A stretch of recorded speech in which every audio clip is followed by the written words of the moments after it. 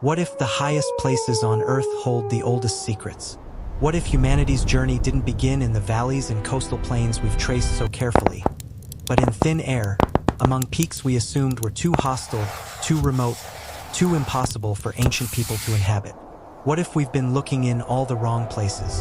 Tonight, we're going to climb together, not physically, but through time and mystery, ascending to altitudes where the air grows thin and the past grows strange, to places where stone circles wait in silence, where altars stand at heights that shouldn't have been reached, where the dead were buried millennia before anyone was supposed to be there. Before we begin this ascent, if you find yourself drawn to the kind of history that exists in thin air and deep time, in places where the timeline fractures and the narrative doesn't quite fit, consider leaving a like, subscribing to this journey we're taking together. And tell me in the comments below where you're listening from tonight. Are you at sea level or somewhere high? I'm curious to know your altitude as we discuss these impossible heights. There's a comfort in the story we've been told about human migration. It's logical, sequential, easy to follow.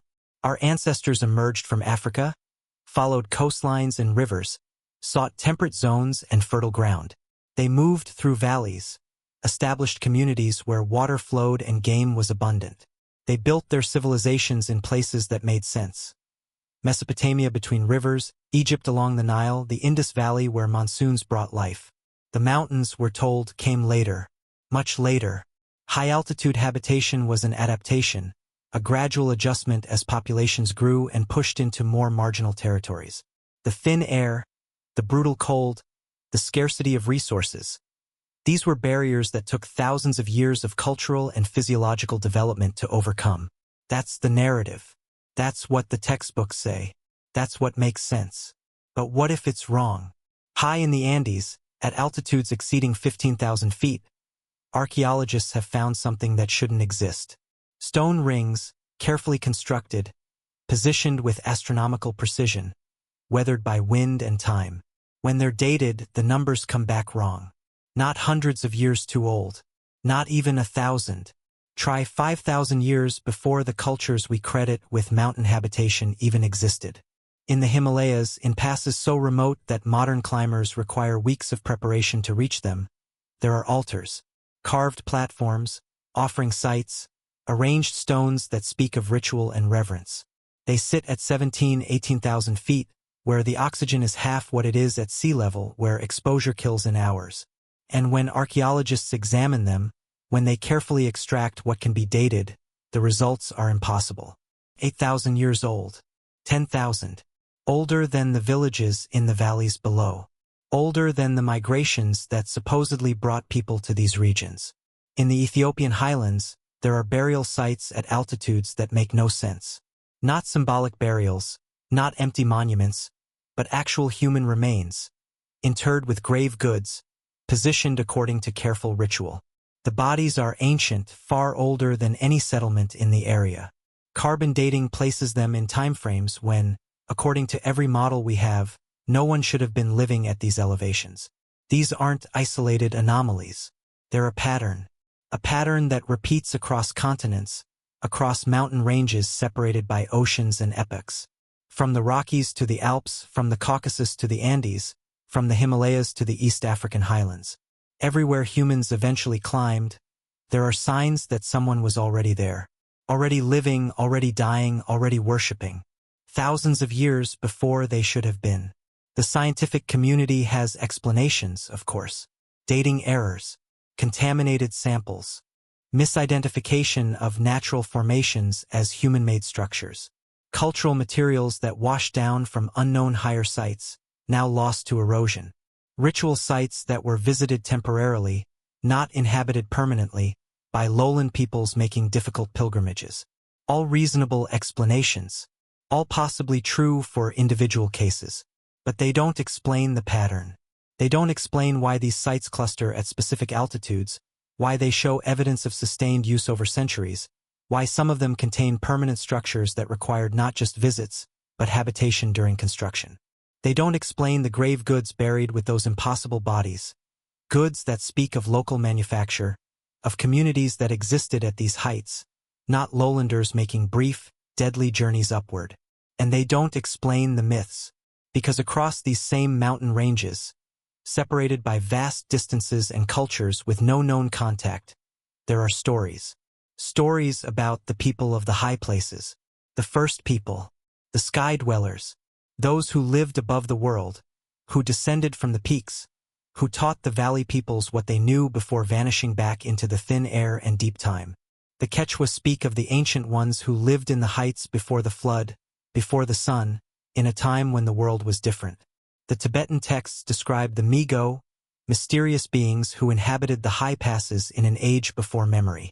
Ethiopian legends tell of the people who lived among the peaks when the world was young, before the valleys were settled, before the rivers found their courses. These stories aren't about gods, not exactly. They're about people. Different, perhaps. Adapted to the heights in ways the storytellers' ancestors were not. But human, or close enough to human that they could teach, could trade, could interbreed before disappearing into legend. We dismiss these stories as mythology, as the tendency of later peoples to project their ancestors into impossibly ancient times, to claim descent from special, elevated lineages. Sky people are just metaphors, we say, poetic ways of describing migration from higher ground, or spiritual elevation, or forgotten folk heroes. But what if they're not metaphors? What if they're memories? Let's start with the evidence that's hardest to dismiss.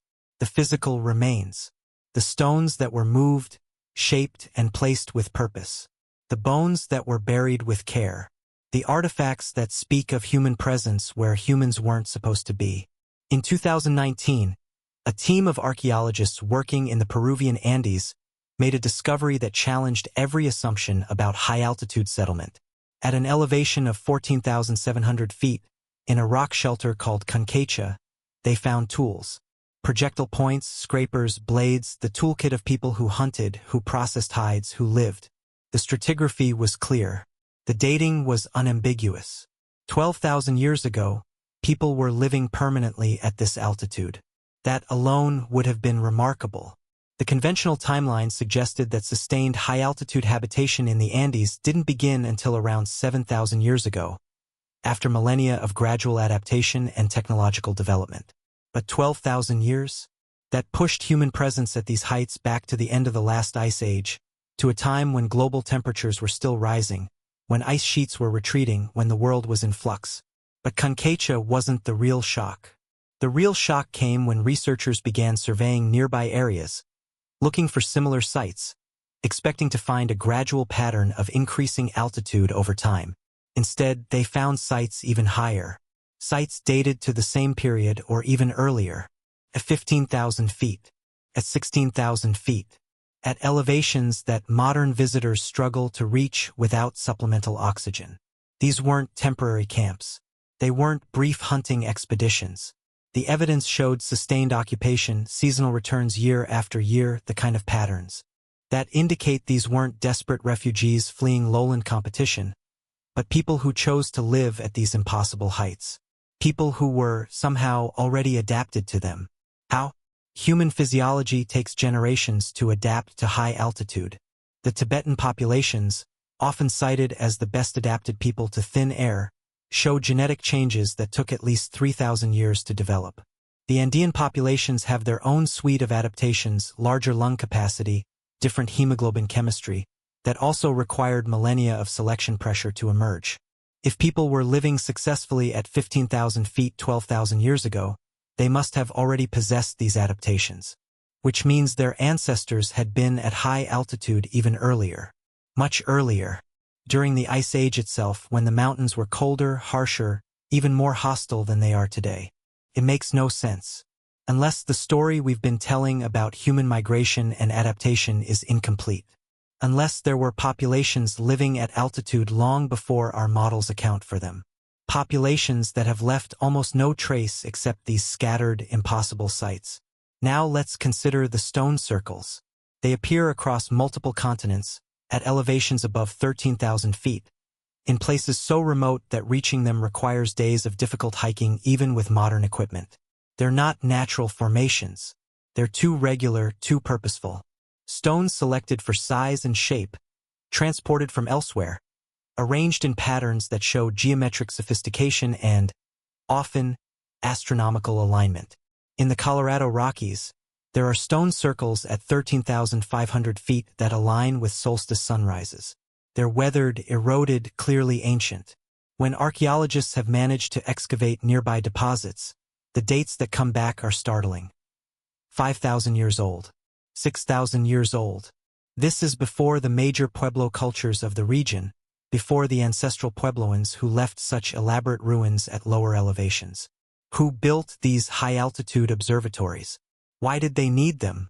In the Caucasus Mountains, between the Black and Caspian Seas, there are stone platforms at similar altitudes. Megalithic constructions, carefully leveled, oriented toward specific peaks and star positions. Soviet archaeologists studied them in the 1970s and 1980s, and their reports, largely ignored in the West, describe structures that predate the known cultures of the region by millennia. The dates they published seemed too old to be credible, so they were dismissed, filed away, forgotten. But they're still there. The stones are still arranged. The alignments still hold. And when modern dating techniques are applied, when the weathering is analyzed, when the geological context is properly examined, the old Soviet dates are confirmed. 7,000 years, 8,000, 9,000 years old, built by peoples who left no other trace, no pottery, no permanent settlements, nothing but these high-altitude stone circles and the mysteries they contain. What were these sites for? The astronomical alignments suggest observational purposes, tracking solar and stellar cycles. But why at such extreme altitudes? You don't need to be at 14,000 feet to track the sun. Any clear hilltop would suffice, unless altitude itself was important, unless height had meaning beyond the practical, unless these builders felt closer to something sky, stars, God's knowledge at these thin-air elevations, or unless they simply lived there, unless these weren't special pilgrimage sites at all, but everyday spaces, community centers, the normal gathering places of peoples who dwelt among the peaks as naturally as lowlanders lived in valleys. That's the unsettling possibility. Not that ancient peoples made heroic efforts to build monuments at impossible heights, but that these heights weren't impossible for them, that they were home. The burial sites reinforce this interpretation. When you bury your dead, you do it where you live, where your community can visit, where the ancestors remain part of the landscape. You don't carry bodies to extreme altitudes for symbolic purposes. It's too difficult, too dangerous. The dead are heavy. The living need their strength for survival. Yet, high-altitude burials exist. Not just one or two, but dozens, scattered across multiple mountain ranges. And they're not simple burials, not hasty interments. They show care, ritual, the investment of significant labor. Bodies arranged in specific positions. Grave goods included tools, ornaments, food offerings, stones carefully placed over and around the dead. These burials tell us something profound. People lived at these altitudes long enough to die there, long enough to develop burial customs, long enough to establish sacred spaces where generation after generation laid their dead to rest. This wasn't temporary. This wasn't marginal. This was home. But here's where the timeline fractures completely. Many of these burial sites date to periods when the climate was different. Not just slightly different, dramatically different. During the early Holocene, during the tail end of the Ice Age, during periods when our climate models suggest these altitudes should have been uninhabitable. Too cold, too dry, glaciers extending lower, vegetation zones compressed. The snow line descending to altitudes that would have buried these sites under permanent ice. Yet the burials are there. The stone circles are there. The rock shelters show evidence of fire, of tool manufacture, of sustained human activity during these supposedly impossible periods. How do we explain this? One possibility is that our climate models are wrong, or at least incomplete. We reconstruct past climates from ice cores, from lake sediments, from pollen records and glacial moraines. These give us broad patterns, global temperatures, atmospheric composition, general precipitation trends, but they can miss local variations, microenvironments where conditions were more favorable than regional averages would suggest. Mountains create their own weather. Topography channels winds, creates rain shadows, produces valleys where warm air pools and south-facing slopes where sunshine concentrates. It's possible that even during harsh climatic periods, there were pockets of habitability at high altitude. Windows of opportunity where the right combination of factors, solar exposure, wind protection, geothermal heat, local water sources, created islands of survivability surrounded by inhospitable terrain. Some researchers have proposed exactly this. They call them refugia, places where life could persist during climate extremes, where populations could survive when surrounding areas became lethal. These refugia have been identified at lower altitudes, especially during the Ice Age, where pockets of forest persisted in otherwise glaciated landscapes, where animals and humans could wait out the worst conditions. Could the same phenomenon have operated at high altitude? Could there have been mountain refugia, places where adapted populations survived, even thrived, during periods when we assume the heights were lifeless? The evidence suggests yes. Paleobotanical studies have identified unexpected vegetation patterns at high altitudes during the late Pleistocene. Pollen cores from mountain lakes show species that shouldn't have been there according to standard climate reconstructions. These anomalies have been explained away as contamination or dating errors, but they keep appearing. Trees growing at 14,000 feet when the treeline should have been thousands of feet lower. Grasslands persisting at altitudes that should have been buried under glaciers. If vegetation could survive in these refugia, then animals could too. And if animals, then humans. Humans who, over thousands of years in these isolated high-altitude pockets, developed the physiological adaptations we see in modern mountain populations. Humans who built their lives around the rhythms of altitude, the thin air, the intense sun, the brutal cold, the profound silence. Humans who became the people of the high places. Now let's turn to the myths, because they add texture to this picture, details that archaeology alone can't provide. They tell us not just that people lived at high altitudes earlier than expected, but how they lived, what they believed, how they understood their world. The Aymara people of the Bolivian Altiplano have stories about Tanupa, a figure who lived in the high peaks in the time before the current age of the world. Tanupa wasn't a god, exactly, but a powerful human, a teacher, someone who possessed knowledge of astronomy, agriculture, stoneworking. He lived at altitudes where breathing was difficult for ordinary people, but he was at home there. The stories say he came down from the mountains to teach the ancestors of the Aymara, then returned to the heights and disappeared. Similar figures appear in Andean mythology across the region. Viracocha, the creator deity of the Inca, was said to have emerged from Lake Titicaca, itself at an astounding 12,500 feet, and to have traveled through the mountains teaching and organizing humanity before departing. But in older versions of the myth, versions that predate the Inca Empire, Viracocha isn't a god but a man, or a people, who lived in the highlands in an earlier age and brought civilization to the valleys.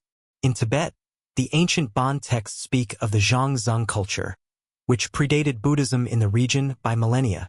According to these texts, the Zhangzung lived in the highest reaches of the plateau, dwelling at altitudes where later Tibetans couldn't survive without years of adaptation. They possessed knowledge of medicine, astronomy, metallurgy that they shared with lowland peoples before their culture dissolved into legend.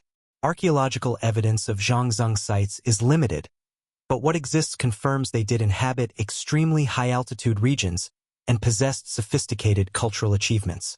The dates push back further than expected, into periods when the Tibetan plateau was supposedly uninhabitable. In Ethiopia, among the highland peoples, there are stories of the ancestors who lived in the mountains when the world was younger, when the climate was different. These ancestors knew the secrets of the sky, could predict rains and droughts, built stone platforms for observing the stars. They taught the valley people about seasons, about when to plant and harvest. Then, according to the stories, the world changed. The climate shifted, the rains failed or intensified, something happened, and the ancestors vanished, leaving only their stone platforms and their teachings behind. These myths share common elements despite the vast distances separating these cultures. The people of the high places, ancient teachers, astronomical knowledge, a time before the current age, a climatic change that ended their era, and always the heights, living at altitudes that the storyteller's own people found challenging or impossible. We could dismiss these as coincidence. Humans across cultures naturally develop origin myths about mountain-dwelling ancestors. Height equals spiritual elevation, closeness to heaven, special knowledge. These are universal metaphors, we might argue, not historical memories. But what if they're both? What if these myths use metaphorical language to preserve historical truth?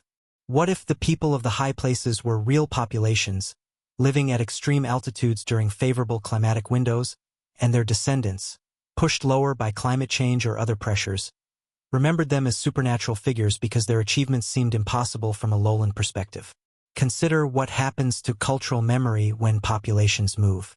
When climate change or resource depletion or warfare forces people to abandon homelands and relocate to new territories, the old places become sacred, forbidden, legendary. The ancestors who lived there become giants, heroes, beings of special power. Not because they actually were supernatural, but because their lives lived in places, and under conditions the new generations couldn't replicate, seemed superhuman in retrospect. This process is well documented in more recent history. When Polynesian populations colonized remote islands, their tales of the homelands they'd left behind grew increasingly mythologized with each generation. Real places became mystical realms. Real voyages became supernatural journeys. Real ancestors became gods. Within a few centuries, the historical basis became buried under layers of metaphor and wonder. If the same process operated with high-altitude populations, if peoples adapted to extreme heights were forced by climate change to descend into the valleys, losing over generations their physiological adaptations and cultural memory of how to live in thin air, then their stories about the mountain ancestors would naturally take on mythological qualities. The high places would become realms of the gods. The ancestors would become supernatural teachers. The old knowledge of how to survive at altitude would become magical wisdom, incomprehensible and sacred.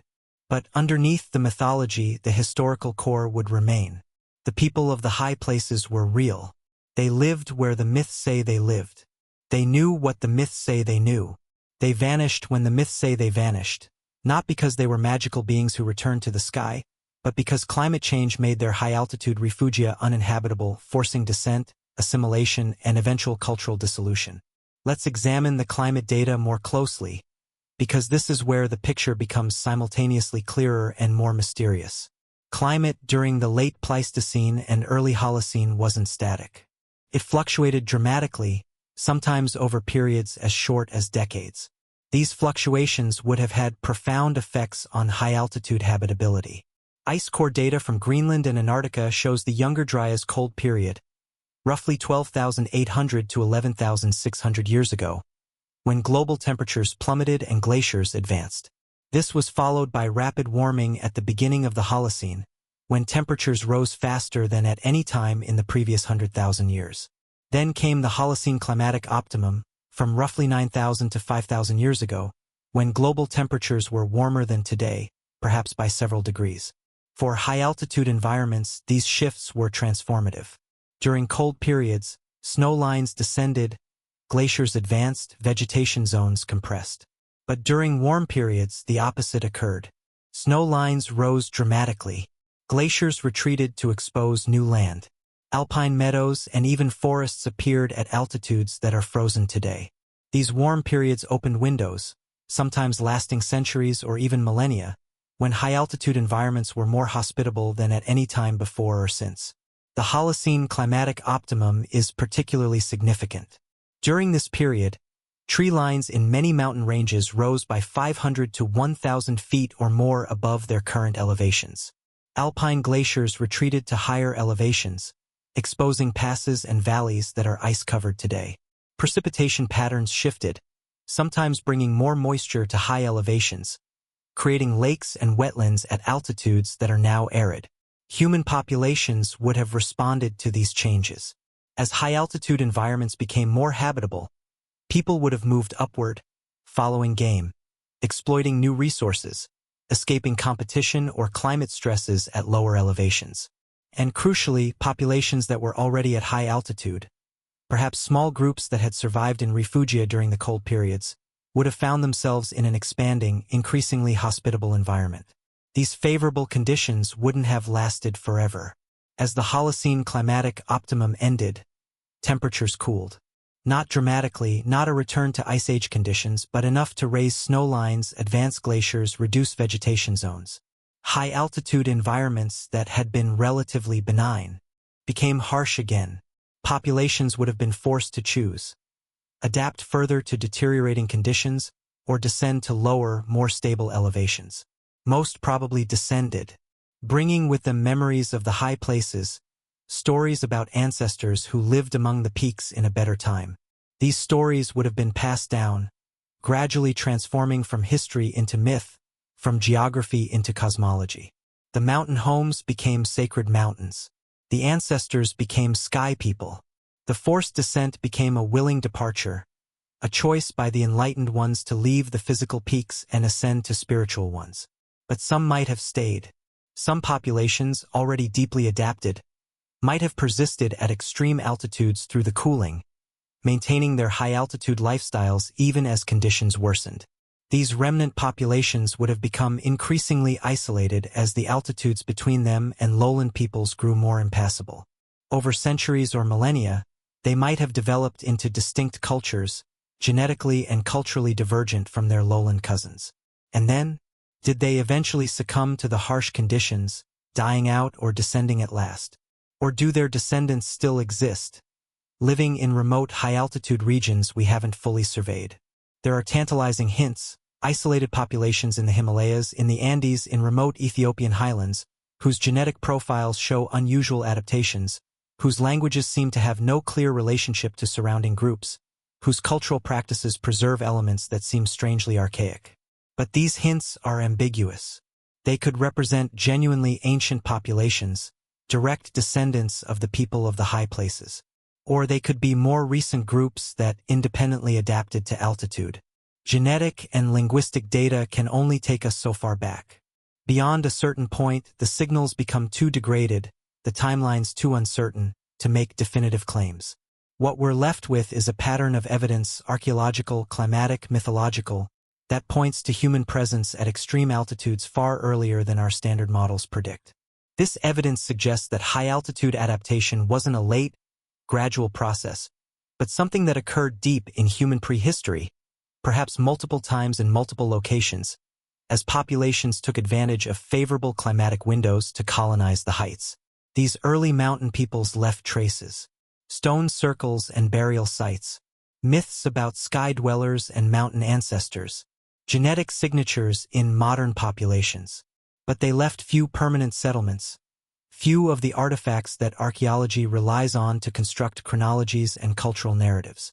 Either because their material culture was sparse, well adapted to mobile high-altitude lifestyles that required carrying everything you owned, or because their settlements have been destroyed, eroded by millennia of harsh weather, buried under glacial advances and retreats, scattered across landscapes we haven't systematically surveyed. The high-altitude environments where these people lived are among the least archaeologically explored on Earth. They're difficult to reach, dangerous to work in, and often span territories where political boundaries and conflicts limit access. The few systematic surveys that have been conducted have found unexpected sites, like Concaicha in the Andes, but vast areas remain unexamined. How many more impossible sites are waiting to be discovered? How many stone circles, burial grounds, and rock shelters sit undisturbed at altitudes where no one thinks to look because no one expects them to be there? Moreover, our archaeological methods are biased toward lowland sites. We look for mounds, tells, stratified deposits, the signatures of sedentary agriculture and permanent settlement. But high-altitude peoples might have practiced different lifestyles. More mobile, more flexible, leaving lighter traces. Herding rather than farming. Temporary structures rather than permanent buildings. Organic materials that decomposed entirely rather than stone and ceramic that preserves. If we're looking for the wrong things in the wrong places, we'll miss the evidence even when it's there. And we might mistake what we do find, interpreting temporary camps as brief intrusions rather than seasonal rounds, reading absence of pottery as absence of cultural sophistication, dating sites by association with later materials and missing the earlier, subtler traces buried beneath. This is one of archaeology's persistent challenges. The field develops models based on existing evidence, then looks for more evidence to confirm or refine those models.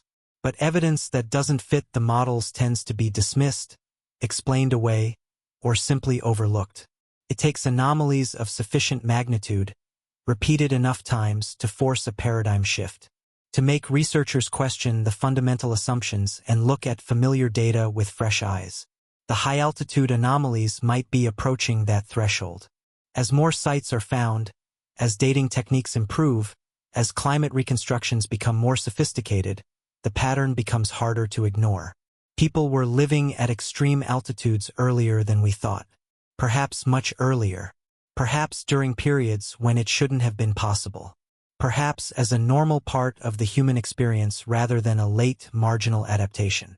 If we accept this, if we let go of the assumption that humanity's story is primarily lowland, that mountains were barriers rather than homes, then human history becomes stranger, more diverse, more complex.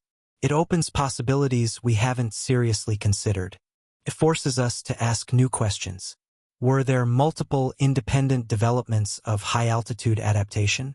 Or did the trait evolve once in a single population, then spread as that population moved across mountain ranges, leaving descendants and genetic legacy across continents? If the latter, where was the origin?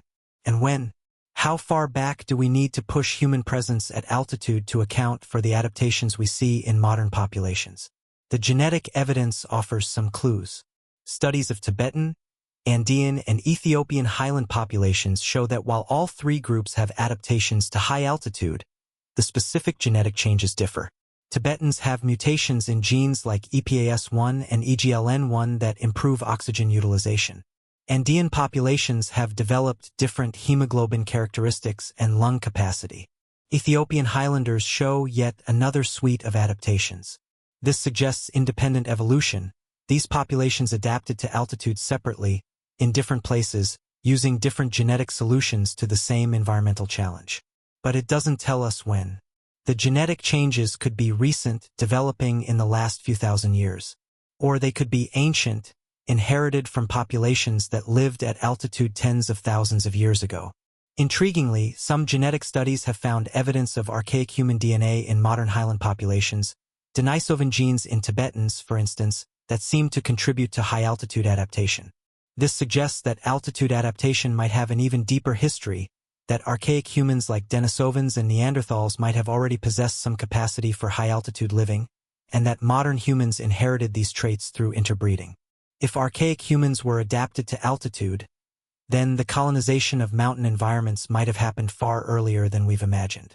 Not during the Holocene or late Pleistocene, but deep in the Ice Age, during the time when modern humans were still spreading out of Africa and encountering archaic populations.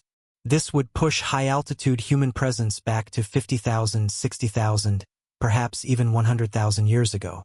At those time scales, almost nothing survives archaeologically. Stone tools persist sometimes. Bone fragments rarely. But sites, structures, the material traces of culture, almost everything is gone. Eroded, buried, lost.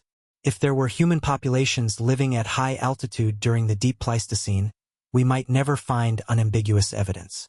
The stone circles we discover might not be the first, but the 1,000th iteration. The burial sites might represent traditions 10 times older than the remains we can date. This is the humbling reality of deep time. The past doesn't preserve itself uniformly. The further back we look, the more fragmentary the record becomes, until we're reconstructing entire ages from a handful of bones, a few stone tools, patterns in genetic code. We're reading a text where most of the pages are missing, trying to infer the story from scattered words and phrases. We do our best, but we know we must always remember that our reconstruction is provisional, incomplete, potentially wrong in fundamental ways. The high-altitude anomalies remind us of this. They're the words that don't fit the narrative we've constructed. They're evidence that there might be entire chapters we've missed, human experiences and achievements that happened in places and times we haven't adequately explored. So let's return to those myths, because they might be preserving information that archaeology alone can't recover. They might be filling in some of those missing pages, telling us things about the people of the high places that stone circles and burial sites cannot. The myths consistently describe these high-altitude peoples as possessing special knowledge. Astronomical wisdom, understanding of weather and seasons, knowledge of medicinal plants, skills in stoneworking and building. They're portrayed as teachers who descended from the mountains to share this knowledge with lowland peoples. Why would high-altitude populations have developed such specialized knowledge? Perhaps because altitude itself demanded it.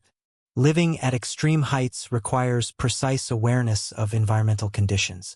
Weather changes rapidly and dramatically in mountains. Storms appear without warning. Temperature swings are severe. Reading the sky, understanding wind patterns, predicting conditions, these aren't abstract intellectual pursuits at high altitude. They're survival skills. Similarly, the growing season at altitude is short and unpredictable. Knowledge of which plants grow at which elevations, when they emerge, how to harvest and preserve them, this knowledge accumulates over generations and becomes essential cultural information. A population living at high altitude for thousands of years would develop encyclopedic understanding of their environment, botanical and meteorological knowledge that would seem almost magical to peoples from stable, temperate lowlands. The myths might also preserve memory of technological achievements. Stone circles aligned to astronomical events suggest systematic observation over long periods. Building structures at high altitude requires techniques to work in cold, thin air, to transport materials across difficult terrain, to create stable foundations on steep, rocky slopes. These are sophisticated skills. A culture that developed them would be impressive to lowlanders who hadn't faced the same challenges. And if climatic shifts eventually forced these high-altitude peoples to descend and integrate with lowland populations, they would have brought their knowledge with them. Astronomical observations, architectural techniques, environmental wisdom accumulated over millennia at altitude. To the receiving cultures, this influx of knowledge might have seemed like a gift from the gods, from enlightened beings who lived closer to heaven. In reality, it was simply the cultural inheritance of peoples adapted to a different, demanding environment. This could explain one of the persistent mysteries of early civilizations, the sudden appearance of sophisticated astronomical knowledge. The ancient Egyptians, Mesopotamians, Indus Valley cultures, early Chinese dynasties all display remarkably advanced understanding of celestial mechanics early in their development. Where did this knowledge come from? The standard answer is patient observation over centuries, but that doesn't fully explain the sophistication we see. These cultures had accurate calendars, could predict eclipses, understood precession. Achievements that require not just observation but mathematical frameworks and multigenerational record-keeping. What if some of this knowledge was inherited? What if populations with thousands of years of high-altitude living, who had developed astronomical knowledge out of practical necessity, descended and shared that knowledge with emerging lowland civilizations? This would explain the sudden appearance of advanced astronomy. It wasn't sudden development, but sudden transmission. There's a parallel here with another well-documented phenomenon, the agricultural revolution. For decades, it seemed agriculture appeared suddenly and independently in multiple locations around the world within a relatively brief time window.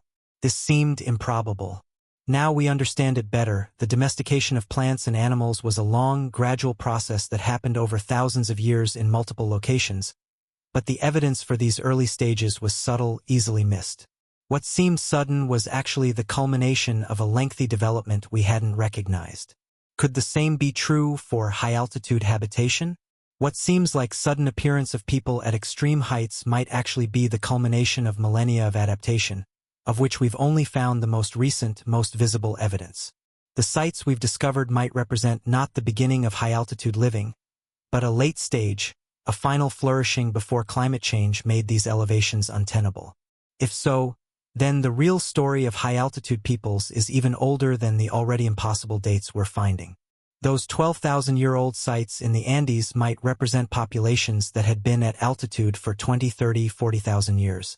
The stone circles in the Rockies and Caucasus might be late expressions of traditions that stretch back to the last interglacial period or beyond. At some point, we're speculating beyond what the evidence can support. But that's the nature of working with deep time and fragmentary records. We must speculate, must construct hypotheses, must imagine possibilities that current data can't definitively prove or disprove. Otherwise, we remain trapped in narratives constructed from incomplete information, mistaking our ignorance for knowledge, our gaps for certainties. What we can say with increasing confidence is that human experience of altitude is more ancient and complex than our models have acknowledged.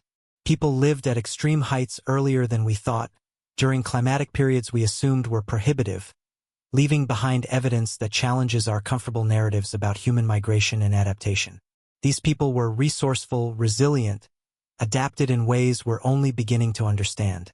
They developed cultures suited to environments that we, with all our technology, still find daunting.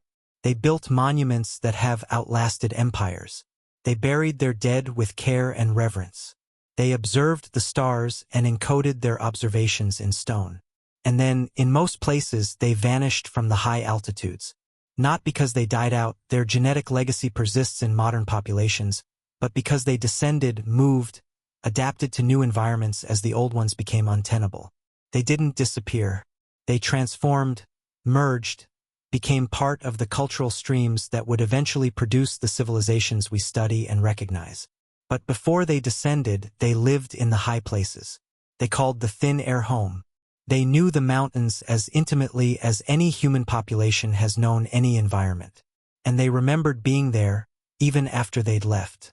The memory persisted through generations, through cultural transformations, through the overlay of new languages and new belief systems.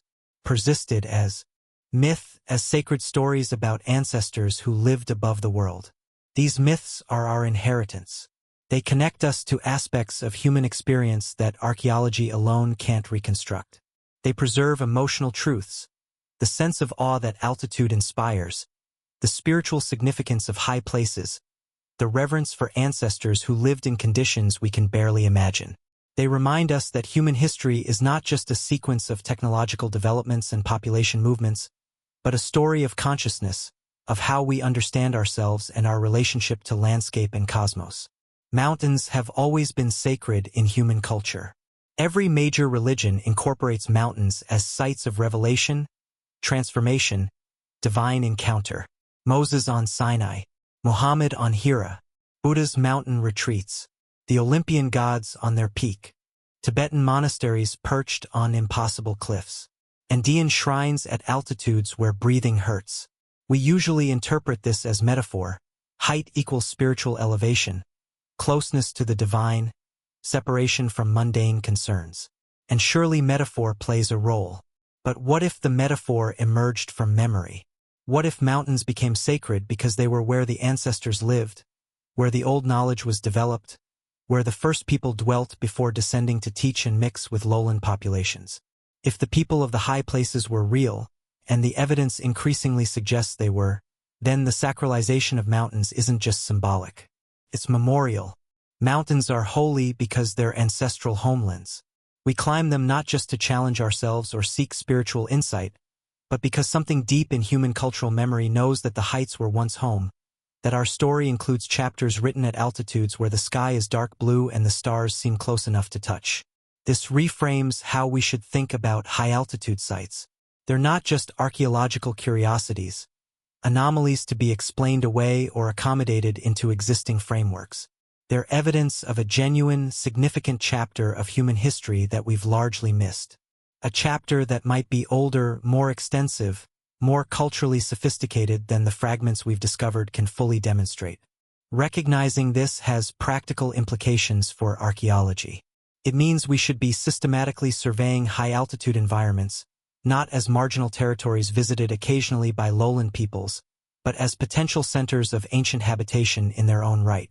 It means we should be developing new dating techniques suitable for high-altitude contexts, where standard methods often fail or produce ambiguous results.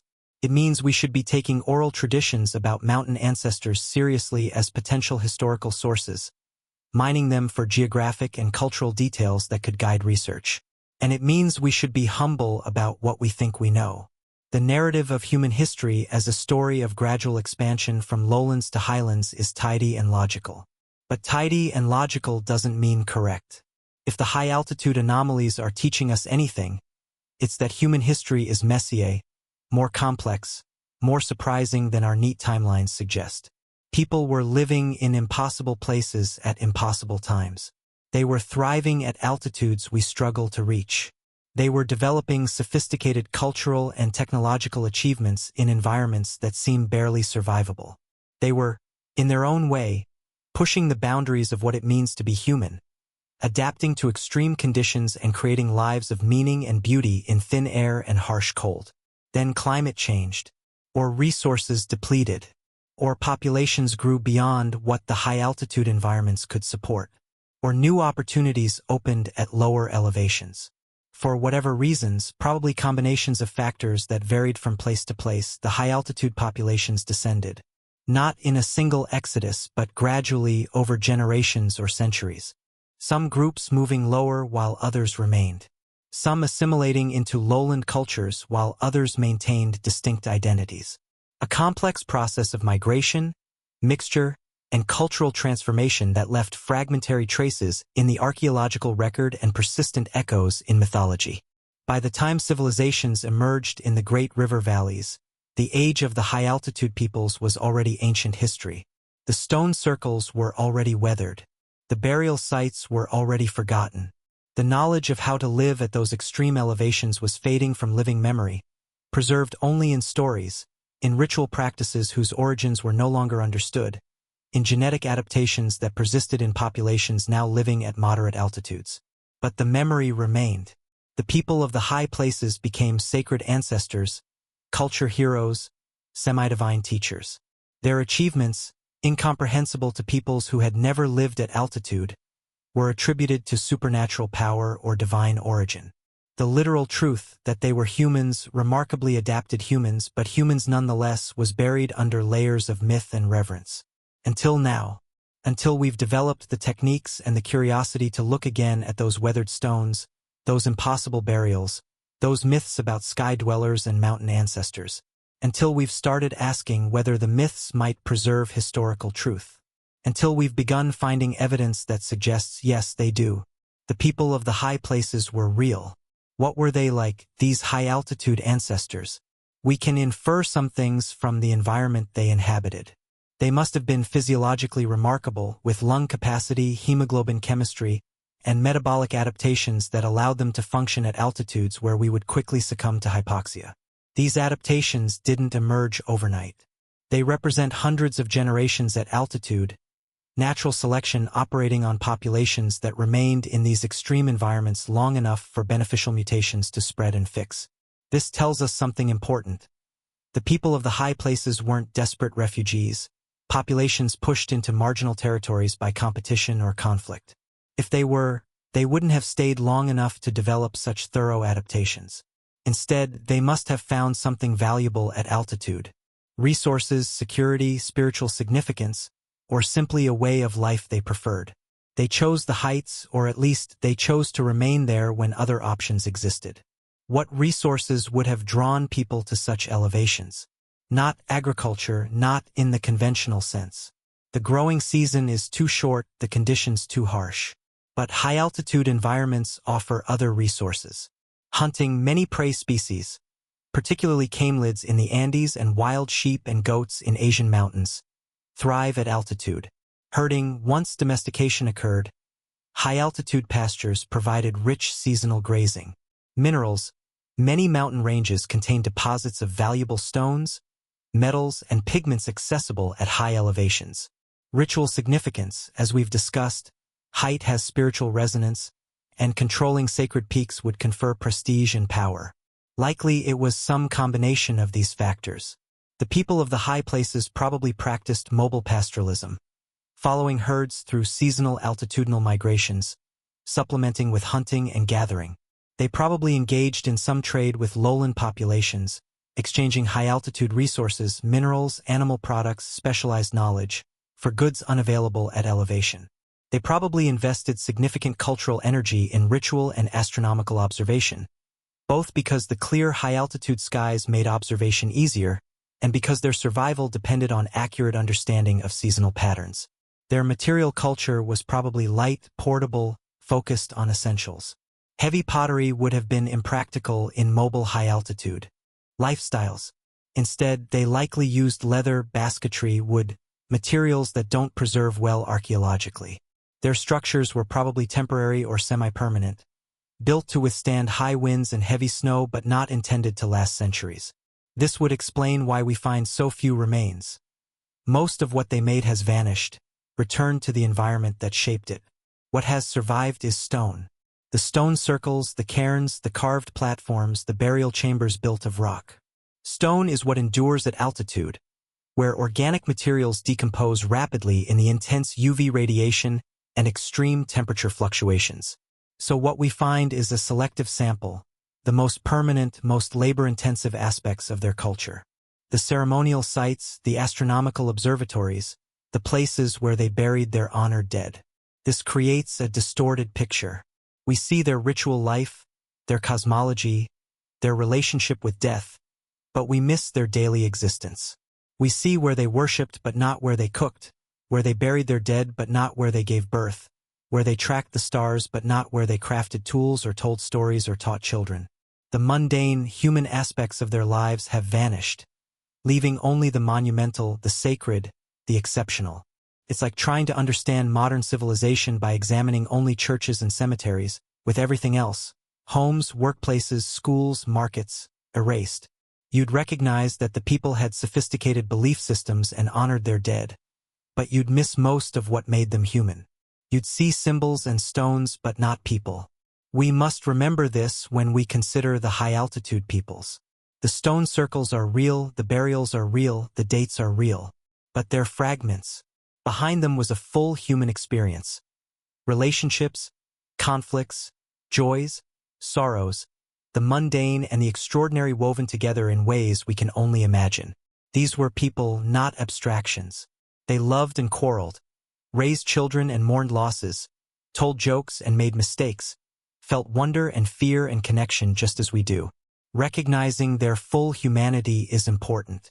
It prevents us from making them into something they weren't. Magical beings, enlightened masters, supernatural teachers. The myths do this, elevating them beyond the human. But myths always do this to the past, especially the distant past. We must look past the mythological overlay to the historical core. People, adapted to extreme conditions, living their lives as best they could in a harsh but beautiful environment. That said, we shouldn't swing too far in the opposite direction, reducing them to primitive survivors, barely eking out existence at the margins of habitability. The evidence suggests they had rich cultural lives, sophisticated understanding of their environment, aesthetic and spiritual dimensions that found expression in their monuments and burial practices. The care with which they constructed their stone circles, the astronomical precision of their alignments, the ritual elaboration of their burial sites. These speak of people with time and inclination for cultural expression, people whose lives included more than mere survival. This is consistent with what anthropology has learned about human cultures generally. Even in harsh environments, even when life is difficult and resources scarce, humans create meaning, develop art, elaborate ritual, build beauty. Culture isn't a luxury that only emerges in abundance. It's fundamental to how we're human.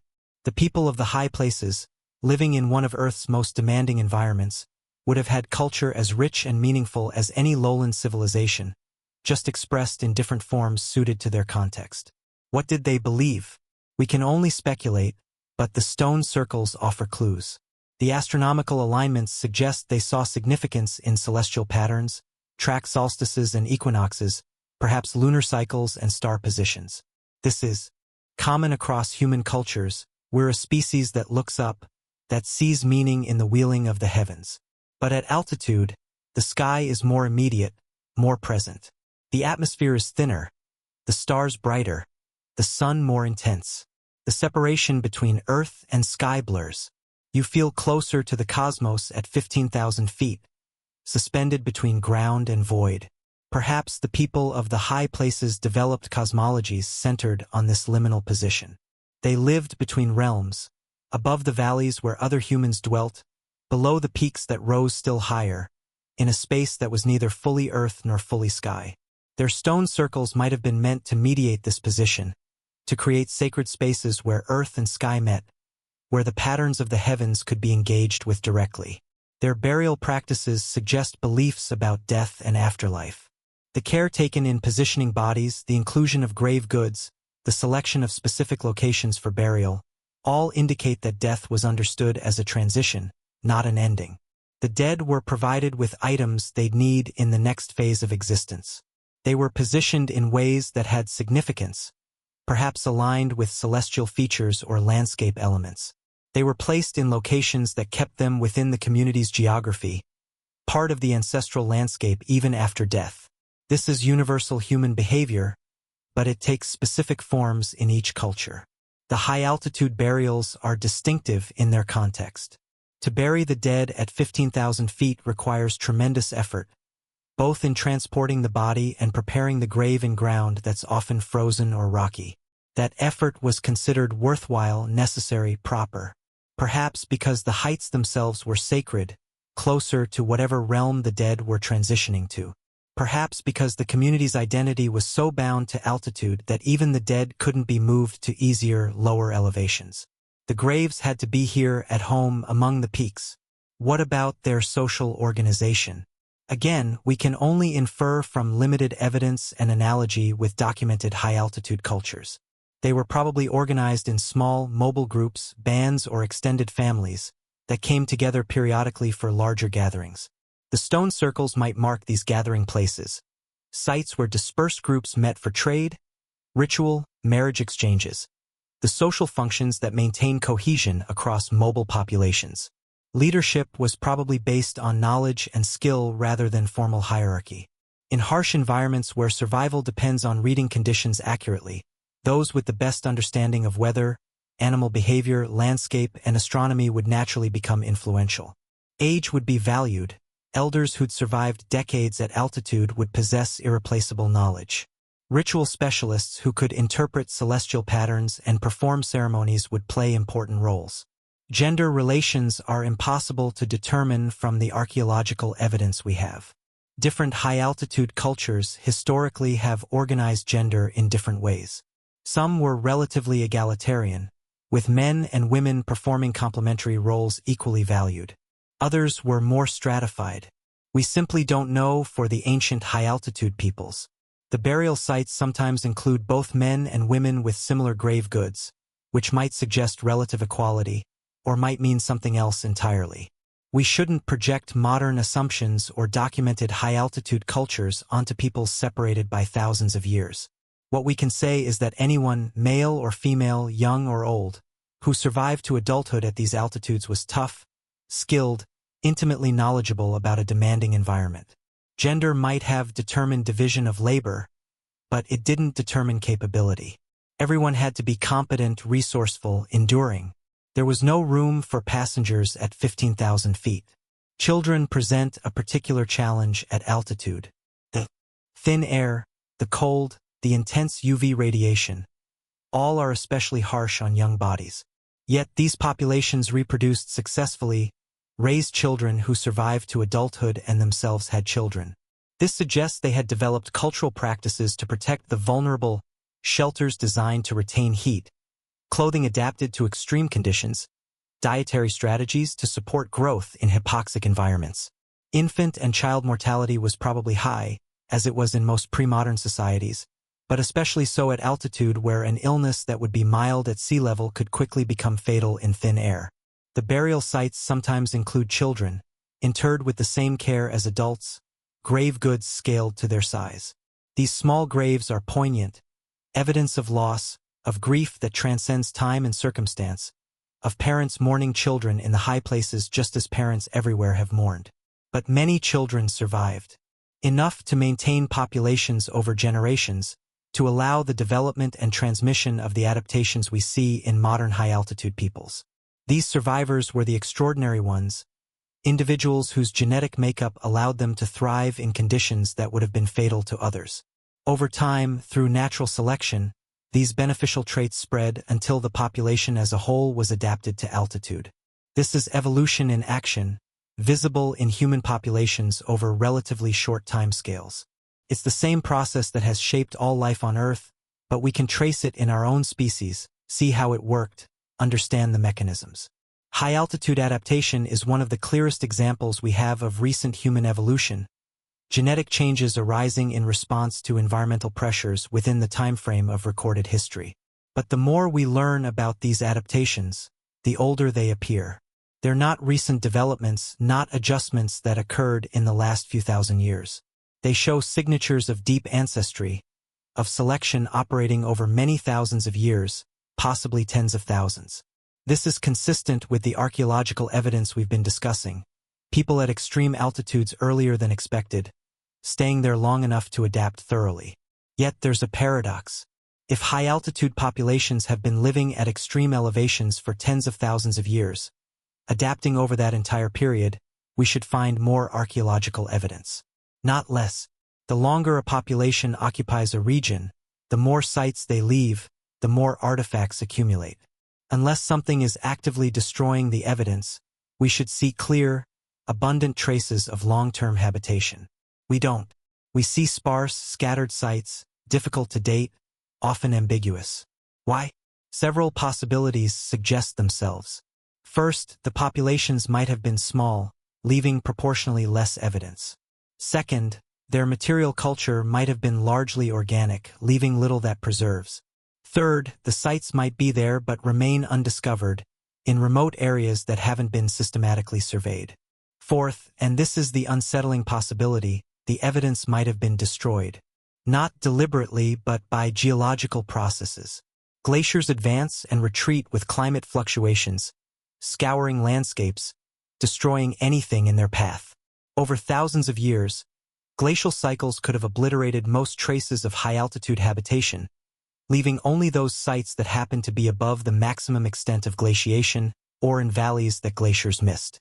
If this is true, then what we're finding, the stone circles, the burials, the scattered artifacts, represents a tiny fraction of what once existed.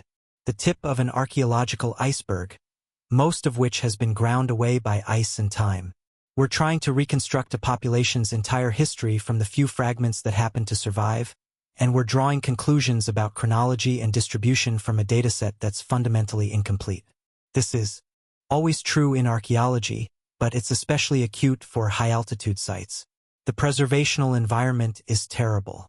Freeze-thaw cycles break down structures. UV radiation degrades organic materials. Wind scours surfaces. Snow and ice advance and retreat, destroying and burying. What survives are things made of stone, and only those stone features that were substantial enough, placed in protected enough locations, to withstand millennia of assault. Given this, the fact that we find any high-altitude sites at all is remarkable. The fact that we find sites dating to periods when conventional models say they shouldn't exist is extraordinary. It suggests that the actual extent of high-altitude habitation was far greater than the sparse surviving evidence indicates. For every stone circle we find, how many have been destroyed? For every burial we excavate, how many were erased by glaciers or eroded away? If we could somehow restore the landscapes as they existed 10,000, 20,000 years ago, before glaciers advanced and retreated, before millennia of weathering, what would we see? Would the mountains be dotted with sites, evidence of substantial populations living at altitude?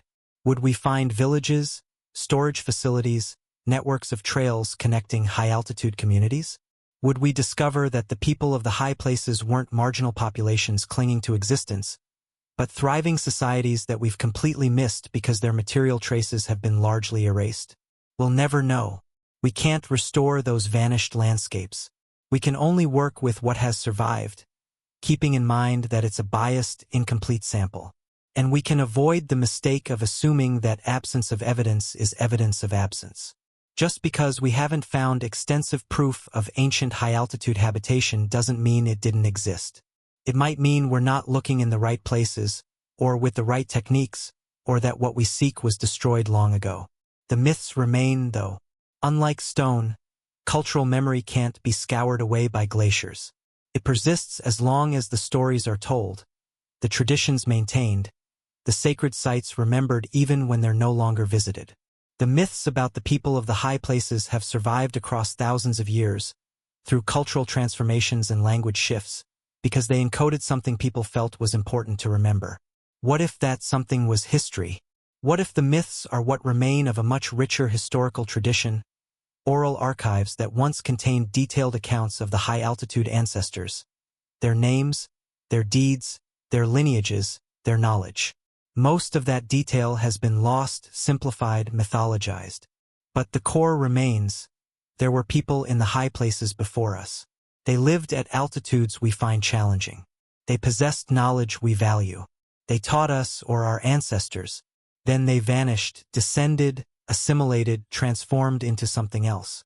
If we take the myths seriously as historical sources, what do they tell us that archaeology alone cannot?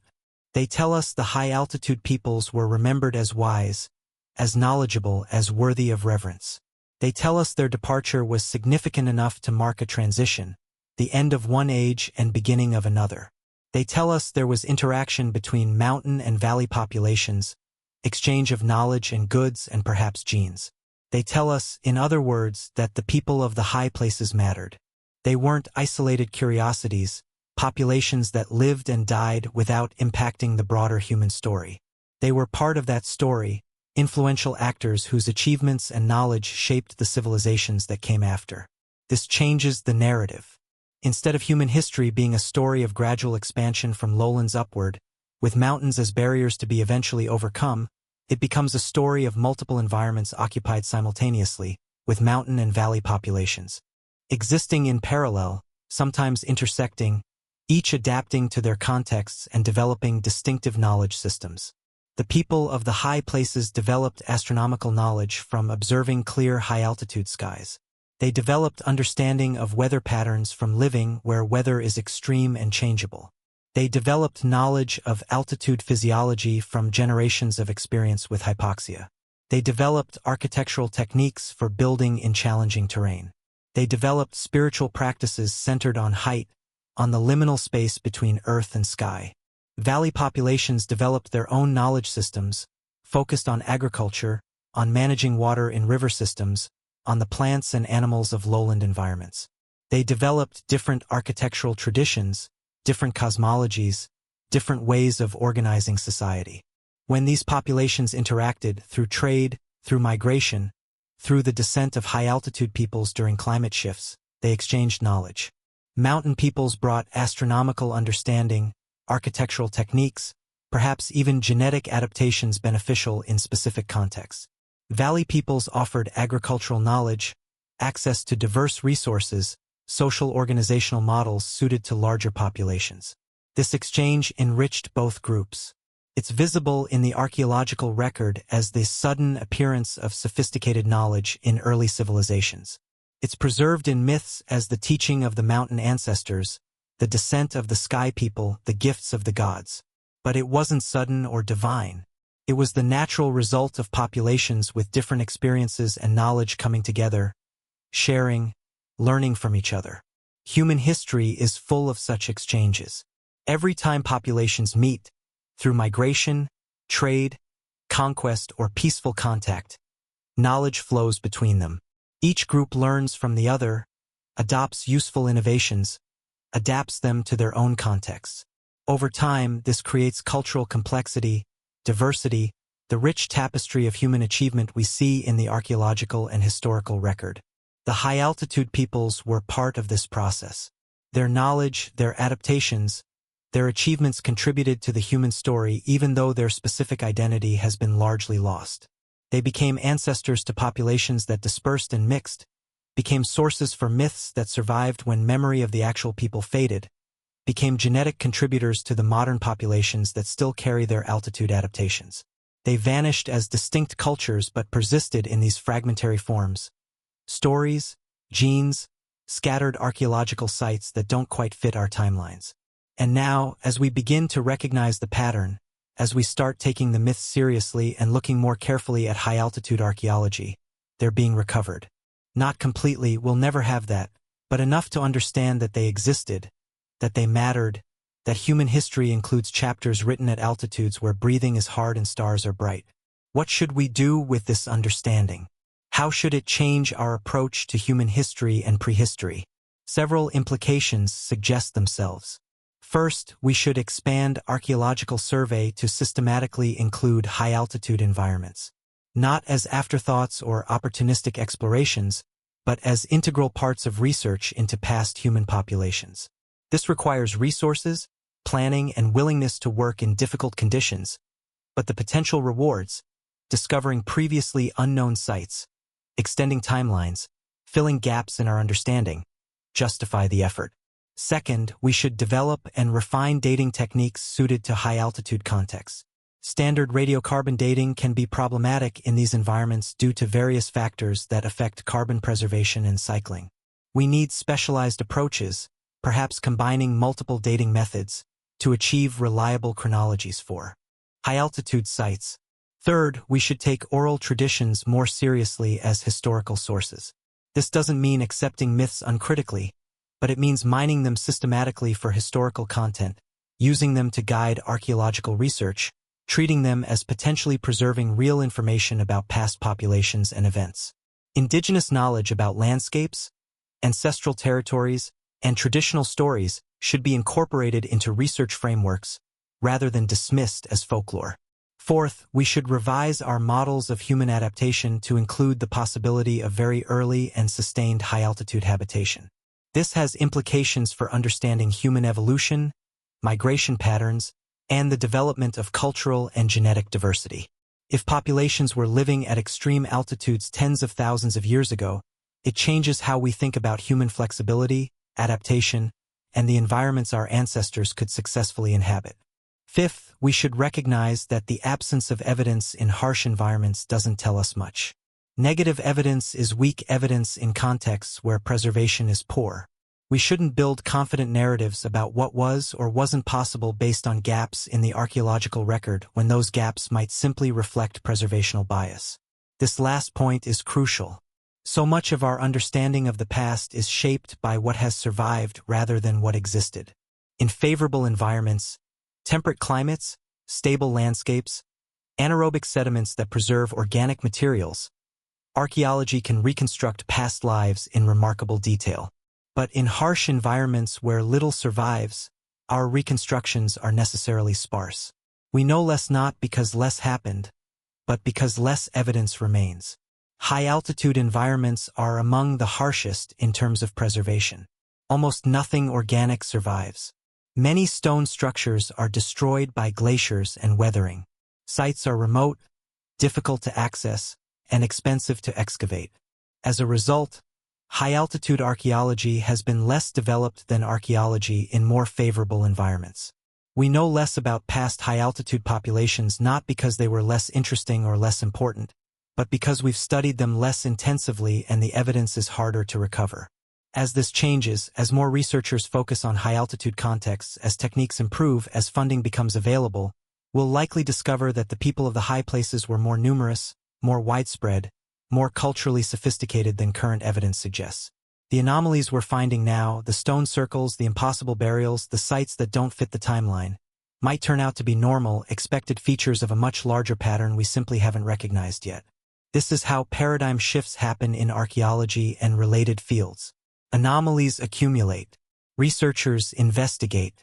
New evidence emerges. Models are revised. What seemed impossible becomes accepted. What was dismissed as dating error or misinterpretation becomes recognized as real. The timeline extends, the map fills in, the narrative grows more complex. We're potentially at that threshold now with high-altitude archaeology. The anomalies are accumulating. Researchers are paying attention. The myths are being reconsidered. The climate data is being examined more closely. Genetic studies are revealing deep adaptation. The pieces are coming together to suggest that human history at altitude is older and richer than we've understood. But we're not there yet. We don't have conclusive proof. We don't have overwhelming evidence. We have a pattern of suggestive findings, a collection of anomalies that might connect into a coherent picture but might also turn out to have other explanations. We have myths that might preserve history or might be purely symbolic. We have dates that might be accurate or might be affected by contamination or methodological issues. In other words, we have uncertainty, and that's appropriate. That's the nature of working at the edges of knowledge. We must hold our conclusions lightly, remain open to new evidence, be willing to revise our understanding as more data emerges. We must avoid the twin errors of dismissing anomalies out of hand and accepting them uncritically. We must maintain skepticism while remaining open to possibilities that challenge established narratives. This balance is difficult. It's easier to be dogmatic, either rigidly defending existing models or enthusiastically embracing alternative theories. But good scholarship requires living in the uncomfortable space between certainty and speculation, between what we know and what we suspect, between evidence and interpretation. The people of the high places lived in an uncomfortable space too, between valley and peak, between earth and sky, in an environment that was neither fully hospitable nor entirely impossible. Perhaps there's a parallel here. Perhaps understanding them requires us to inhabit a similar liminal space intellectually, between established knowledge and emerging understanding, open to the possibility that human history includes chapters we've missed, written in thin air and deep time. What's at stake in this question? Why does it matter whether people lived at high altitudes 10,000 or 20,000 or 40,000 years ago? What difference does it make to our understanding of human history? It matters because every time we extend the timeline, every time we discover humans were present earlier or in more challenging environments than we thought, it changes our understanding of what our species is capable of. It expands our sense of human potential, human adaptability, human achievement. It reminds us that the boundaries we perceive, physical, environmental, physiological, might not be as fixed as we imagine. Our ancestors repeatedly did what seemed impossible. They crossed oceans without compasses, survived ice ages without modern technology, adapted to deserts and rainforests and Arctic tundra, and, yes, high-altitude environments that still challenge us despite our sophisticated equipment. Recognizing this is humbling and inspiring. Humbling because it reminds us that we're not necessarily more capable than our ancestors, just differently equipped. They survived and thrived in conditions we couldn't endure without our technology. They solved problems we've forgotten how to face. They knew things we've had to relearn. Inspiring because it shows what human determination and adaptation can accomplish. If our ancestors could live at 15,000 feet with Stone Age technology, what can't humans do? What challenges are genuinely insurmountable versus merely difficult? The high-altitude peoples also matter because they represent diversity. Human history isn't a single story of one type of adaptation, one form of civilization, one way of being human. It's multiple stories, multiple pathways, multiple solutions to the challenge of existence. The more we recognize this diversity, the richer and more accurate our understanding becomes. For too long, archaeology and history have focused on certain types of sites and cultures, agricultural civilizations, urban centers, literate societies that left written records. This created a skewed picture, making it seem like the story of humanity is primarily the story of farmers and city dwellers, with everyone else, hunter-gatherers, pastoralists, mobile peoples, treated as marginal, primitive, less advanced. But advanced is context-dependent. A high-altitude herding culture might seem primitive by agricultural standards. No monumental architecture, no written records, no centralized state. But they possessed knowledge and capabilities that agricultural peoples lacked. They could survive at altitudes that would kill farmers. They could read weather patterns with precision that urbanites couldn't match. They could navigate trackless mountain terrain that would be lethal to valley dwellers. By the standards of their environment, they were supremely advanced. Recognizing multiple forms of advancement, multiple types of human achievement, is important for accurate history. It's also important for present and future. We face challenges that will require diverse knowledge systems, climate change, resource scarcity, environmental degradation. The solutions might come not just from urban, technological cultures, but from peoples who've maintained close relationships with challenging environments, who've developed sustainable practices over millennia, who know how to thrive with less. Indigenous high-altitude populations today possess knowledge systems developed over thousands of years. Their ancestors, the people of the high places we've been discussing, began developing this knowledge tens of thousands of years ago. That accumulated wisdom is valuable, not just as historical curiosity, but as practical resource for addressing contemporary challenges. Learning from it requires respecting it, recognizing it as sophisticated rather than primitive, understanding that different doesn't mean lesser. This is where archaeology connects to politics and ethics. How we interpret the past shapes how we treat peoples in the present. If we see ancient high-altitude populations as marginal, barely surviving, we're more likely to see modern indigenous mountain peoples the same way, as unfortunate remnants, obstacles to development, populations that need to be modernized or relocated for their own good. But if we recognize ancient high-altitude peoples as successful, sophisticated, possessing valuable knowledge, we're more likely to respect their modern descendants, to see their knowledge systems as worth preserving, to include them as equals in discussions about land use and resource management. The stakes, in other words, extend beyond academic questions about dates and timelines. They touch on how we understand human diversity, human capability, human relationship with environment.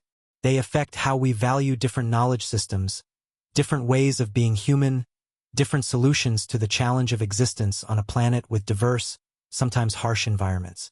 So when we look at those weathered stone circles at impossible altitudes, when we excavate those ancient burials from elevations where breathing hurts, when we listen to those myths about sky people and mountain ancestors, we're not just satisfying archaeological curiosity. We're recovering human stories that have been overlooked, rebalancing our understanding of history, expanding our sense of what humans have achieved and what we might yet achieve. And we're connecting with ancestors whose lives were radically different from ours but whose humanity was identical.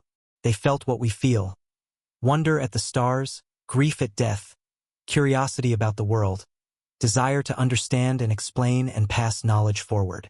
They built monuments not because they were obsessed with astronomy or ritual, but because these things mattered to them, because humans everywhere make meaning, create beauty, try to understand the cosmos and their place in it. The stone circles are touching because of this. Someone stood at 15,000 feet, in thin air and bitter cold, and carefully positioned stones to mark the solstice sunrise. Why? Because it mattered.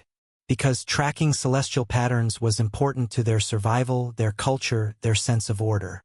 Because even in the harshest environment, humans need more than physical survival. We need meaning, pattern, beauty, connection to something larger than ourselves. At high altitude, the larger patterns are unavoidable. The sky dominates. The stars are brilliant. The sun is intense. The moon casts shadows sharp enough to hike by. You feel the cosmos pressing close, the rotation of Earth making the heavens will overhead in vast, stately patterns. You understand why ancient peoples everywhere watched the sky, tracked celestial movements, found meaning in astronomical cycles. But at altitude, it's more immediate, more overwhelming. The sky isn't distant. It's right there, a presence you can't ignore. The people of the high places lived under that sky generation after generation. They built their worldview around it, their calendar and ritual and cosmology all shaped by the astronomical patterns they observed from their mountain homes. When they descended, when climate or circumstance forced them to lower elevations, they brought that sky-centered worldview with them. They taught it to lowland peoples who'd been more focused on Earth, on seasons defined by rivers and plants rather than by celestial mechanics. This might explain the sophisticated astronomy we see in early civilizations. It wasn't developed from scratch by agricultural peoples who suddenly became curious about the sky. It was inherited from high-altitude populations who'd been tracking celestial patterns for millennia, for whom astronomy wasn't abstract intellectual pursuit but practical necessity and spiritual center. If this is true, and it's speculative but consistent with the evidence, then the knowledge systems of the first civilizations were more diverse in origin than we've recognized. They weren't purely local developments. They incorporated wisdom from multiple sources, including populations we've largely forgotten because they left few archaeological traces. The high-altitude peoples were one such source. Their astronomical knowledge, their understanding of environmental patterns, their architectural techniques adapted to difficult terrain, all would have been valuable contributions to emerging valley civilizations. This is a more complex, more interesting narrative than the standard story of civilization arising independently in river valleys through gradual local development. It suggests that even the earliest civilizations were syncretic, combining knowledge from multiple populations and environments. It makes the development of civilization not a singular achievement of agricultural peoples, but a collaborative achievement drawing on diverse human experiences and adaptations. It also suggests that civilization, if we define it narrowly as urban, agricultural, literate society, isn't the only form of human cultural sophistication. The high-altitude peoples might not have built cities or left written records, but they developed sophisticated knowledge systems, created impressive monuments, organized their societies in ways that allowed survival in extreme conditions. By many measures, they were as advanced as the civilizations we traditionally study, just in different ways suited to different contexts. This challenges us to think more carefully about what we mean by terms like civilization, advancement, sophistication. Are these objective measures, or are they biased toward certain types of cultural expression that happen to leave abundant archaeological evidence? If we define civilization as having writing, cities, and agriculture, then high-altitude peoples weren't civilized. But if we define it more broadly as having sophisticated cultural knowledge, technological capability, social organization, and symbolic expression, then they clearly were. Perhaps the dichotomy between civilized and primitive is itself the problem. Perhaps there are multiple pathways to cultural sophistication, multiple ways of being successfully human, and our bias toward agricultural, urban societies blinds us to the achievements of peoples who took different paths. The high-altitude populations represent one such alternative path, not failed civilizations or pre-civilized primitives, but successful human societies that solved the challenges of their environment through deep adaptation and accumulated knowledge. Recognizing this diversity enriches our understanding of human potential. It shows that there isn't one right way to be human, one correct trajectory of development. There are many ways, each suited to its context, each with strengths and limitations, each representing valid solutions to the universal human challenges of survival, meaning-making, and social organization. The people of the high places chose or were forced into a particular solution, mobile, adapted to altitude, centered on astronomical and environmental knowledge rather than agricultural surplus and urban concentration. This solution worked for them, perhaps for thousands of years. It left less archaeological evidence than agricultural civilizations, but that doesn't make it less valid or less sophisticated. It just makes it harder for us to see, harder to recognize and study, easier to overlook or dismiss. But we're seeing it now, or beginning to. The stone circles and ancient burials, the genetic signatures and mythological echoes.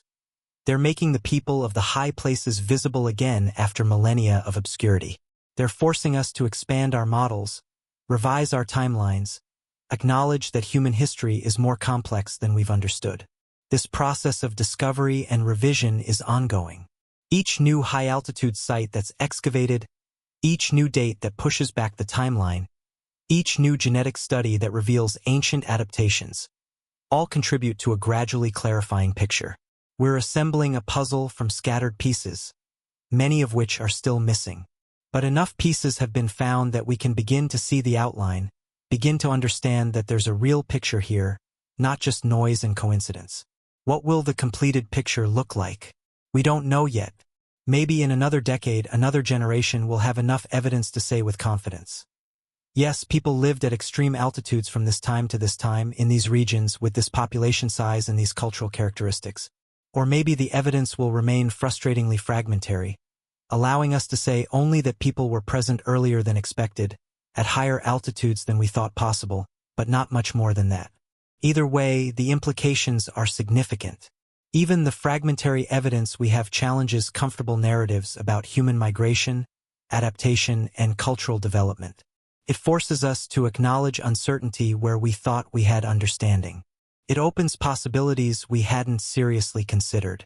It reminds us that the past is vast, much of it unknown, and the story we tell about human history is necessarily provisional, always subject to revision as new evidence emerges. This is how science works. We build models based on available evidence. We test those models against new data. We revise when the models don't fit. We remain open to alternative interpretations. We acknowledge what we don't know as readily as what we do. It's an iterative process, gradually approaching better understanding without ever claiming to have reached final truth. The high-altitude anomalies are pushing archaeology through this process now. They're the data that doesn't fit the models. They're forcing revision, opening questions, demanding new frameworks. Some researchers resist. It's human nature to defend existing paradigms, to explain away anomalies rather than revise models. But others are embracing the challenge, developing new approaches, conducting new surveys, asking new questions. Over time, the weight of evidence will become clear.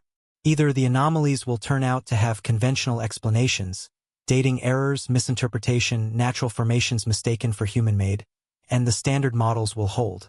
Or the anomalies will be confirmed and multiply, forcing genuine paradigm shift, making us recognize that high-altitude human presence is older, more extensive, more significant than we've understood. I suspect the latter. The pattern is too consistent, the sites too numerous, the myths too widespread, the genetic evidence too clear. But I could be wrong.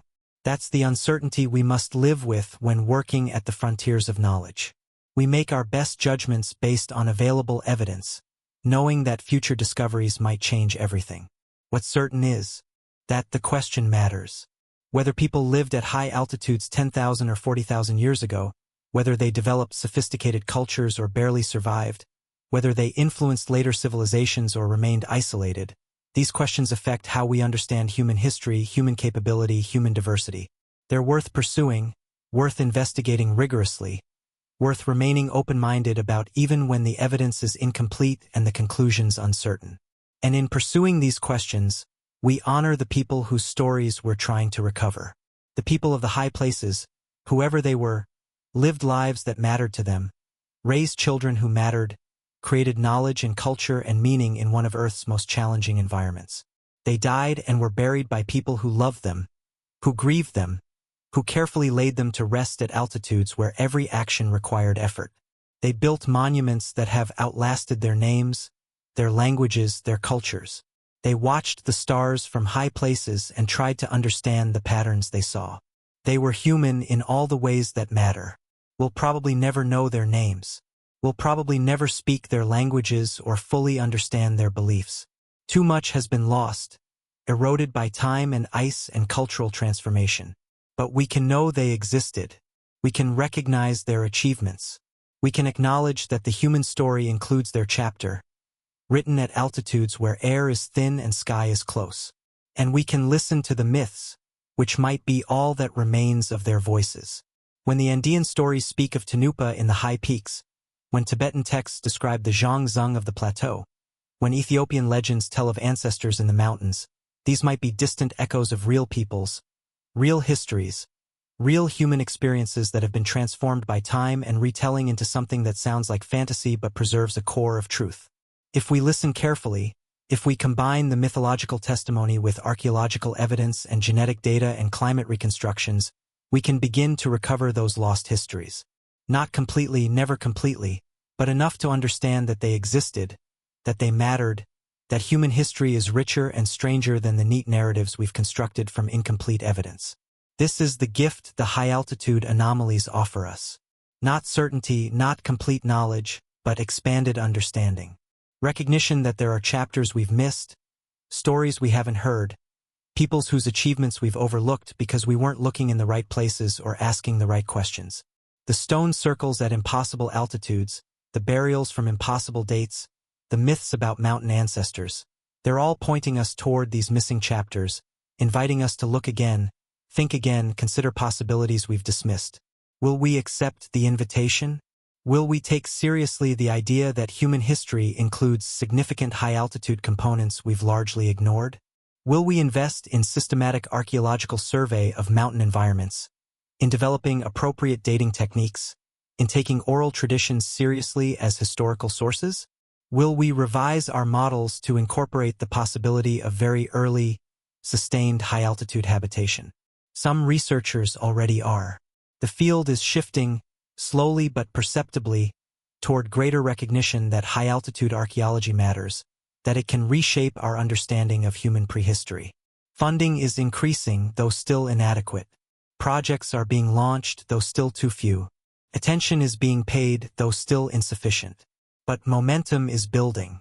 Each new discovery adds weight. Each confirmed date makes the pattern more undeniable. Each genetic study revealing ancient adaptations makes the timeline more obviously incomplete. The anomalies are accumulating into something that can no longer be easily dismissed or explained away. We're approaching a threshold. Soon, perhaps within this generation, the evidence might become overwhelming enough to force a genuine revision of human prehistory, making us recognize that the story we've been telling is incomplete in fundamental ways.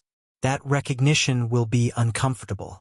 It will require rewriting textbooks, revising museum exhibits, acknowledging that established authorities were wrong about important aspects of human history. But it will also be exciting. It will open new research directions, new questions to explore, new stories to tell. It will enrich our understanding of human diversity and capability. It will connect us to ancestors we didn't know we had, to chapters of human experience we didn't know existed. And it will remind us of something important. The past isn't closed, isn't fully known, isn't settled. There are always more discoveries to be made, more evidence to be found, more stories to be recovered. The human past is vast, stretching back hundreds of thousands of years, encompassing experiences and achievements in diverse environments across the planet. We've explored only a fraction of it. Most remains unknown, waiting to be discovered by future generations of archaeologists, geneticists, linguists, and myth keepers. The people of the high places are one piece of this vast unknown. We're beginning to see their outline, to understand that they existed and mattered. But much remains mysterious. Where exactly did they live? When did they first colonize high altitudes? How large were their populations? What languages did they speak? What beliefs did they hold? How did they organize their societies?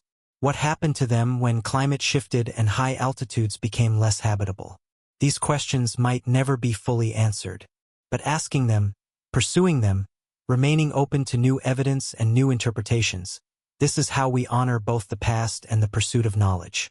We acknowledge what we don't know. We maintain curiosity. We resist the temptation to declare the questions answered when they're not. We live in the uncertainty, the liminal space between knowing and not knowing, between evidence and speculation.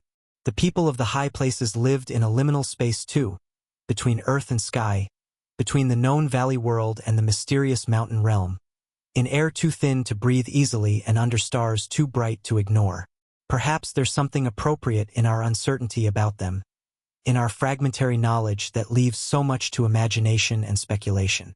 Perhaps the mystery is fitting for peoples who lived in mystery, in places where the ordinary rules of lowland existence didn't apply, where humans pushed against physiological and environmental limits. They pushed those limits successfully, for long enough to leave traces we're still discovering, long enough to adapt genetically and culturally to conditions that would kill unprepared people within hours.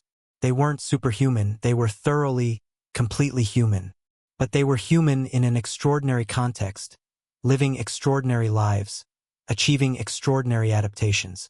And now, thousands of years after they descended or disappeared or transformed into something else, we're finding their marks on the landscape. Stone circles weathered by millennia of wind and ice.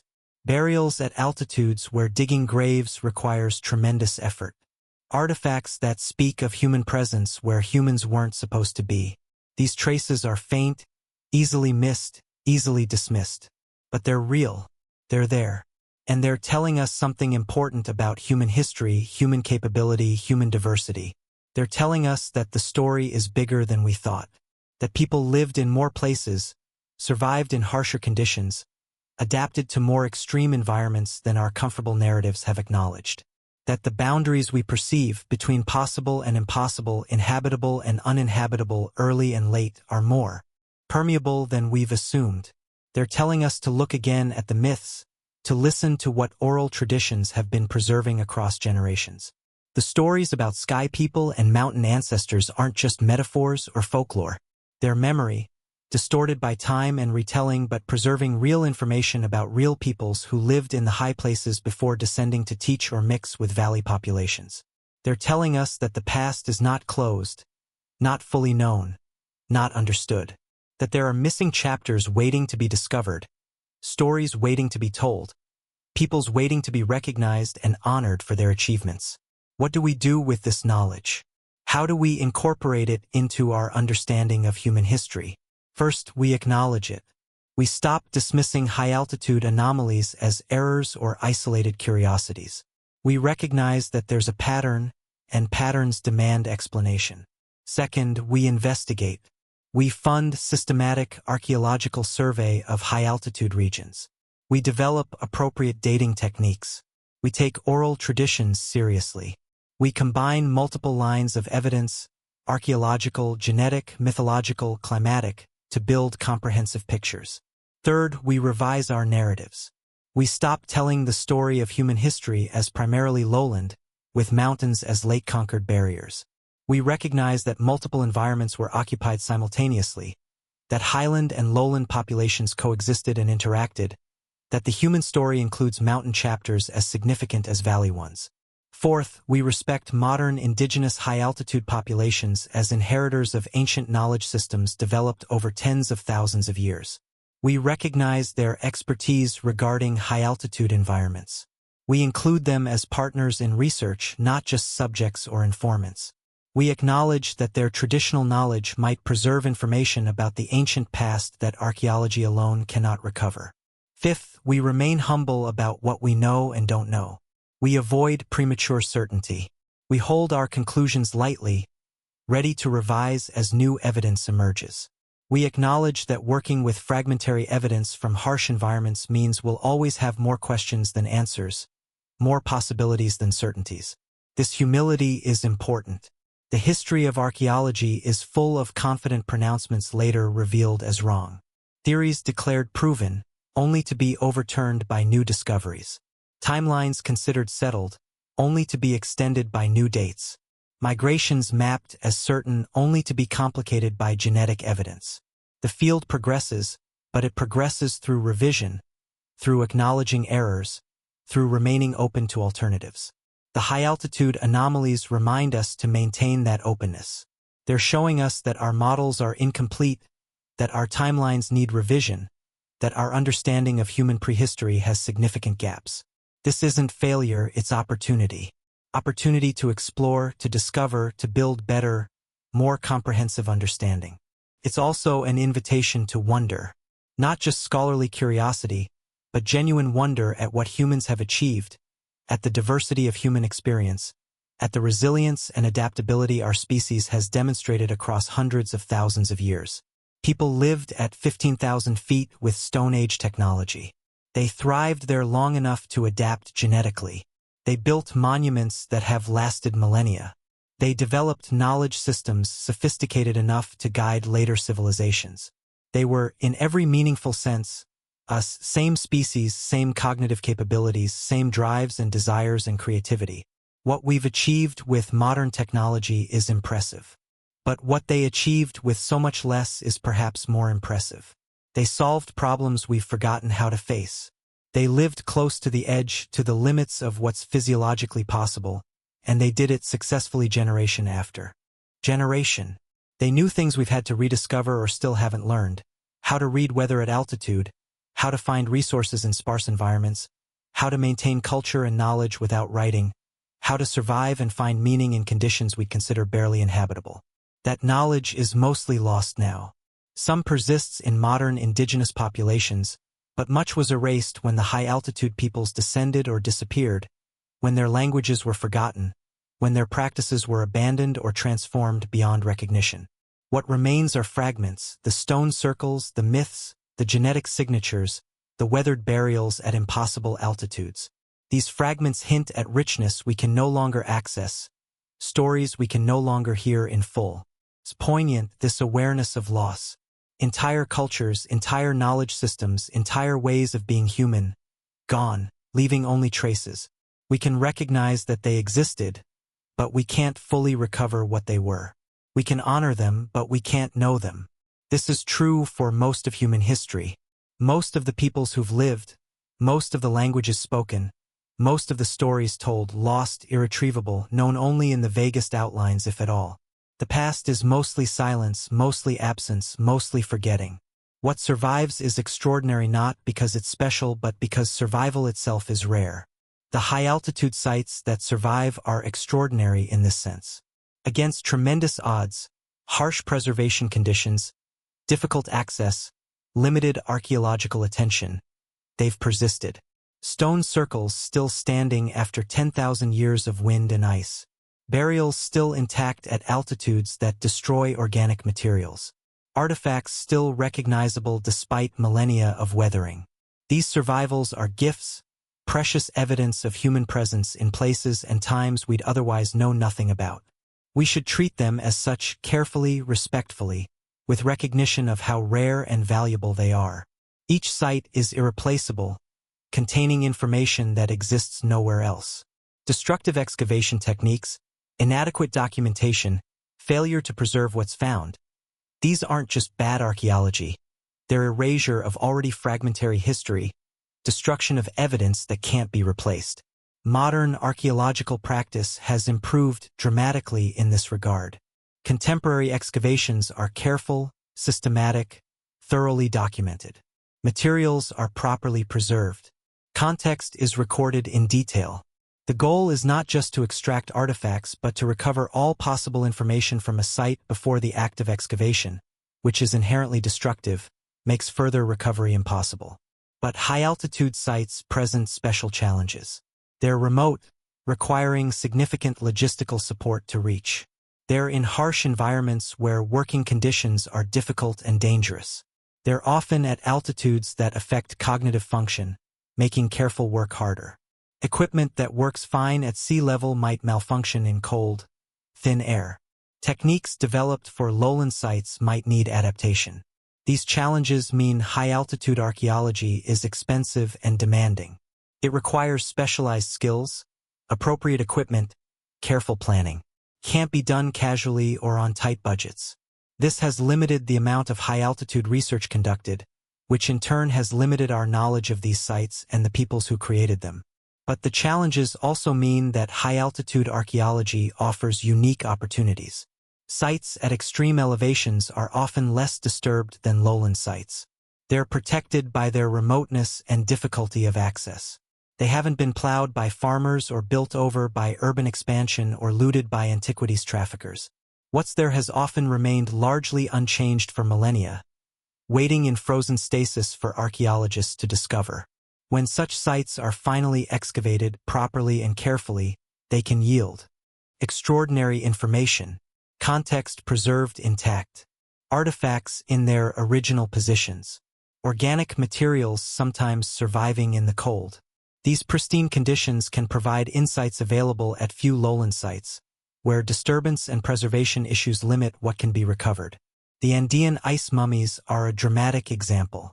Bodies preserved for centuries by cold and dry conditions at extreme altitude, complete with clothing, grave goods, even stomach contents.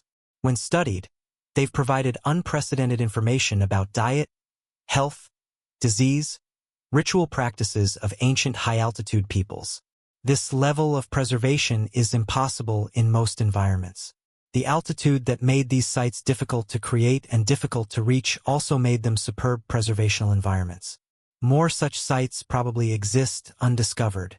Bodies, artifacts, structures frozen in place at high altitudes, waiting for systematic survey to find them. As climate change causes glaciers to retreat, some are being exposed, a mixed blessing since exposure also means they begin deteriorating.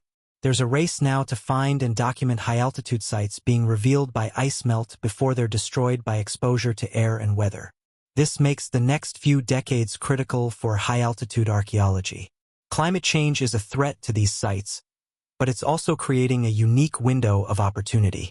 Features buried under ice for thousands of years are becoming visible, sometimes for the first time in human history. If we can document them before they deteriorate, we'll gain invaluable information. If we miss this window, the information will be lost permanently as the newly exposed sites succumb to weathering and decay. Researchers are responding. Projects are being launched to systematically survey recently deglaciated areas in the Alps, Andes, Himalayas, and other mountain ranges. Drones and satellite imagery are being used to identify potential sites over vast areas. Rapid response teams are being organized to investigate and document discoveries before they're lost. It's an unprecedented moment in archaeology. Driven by climate change's destructive power, but also by its capacity to reveal what was hidden, what might be found. Potentially, sites that radically extend our timelines, showing human presence at high altitude even earlier than the already impossible dates we've been discussing. Potentially, well-preserved sites that provide detailed information about high-altitude cultures we currently know only from fragmentary evidence. Potentially, artifacts and remains that can be dated with precision, resolving current uncertainties and debates.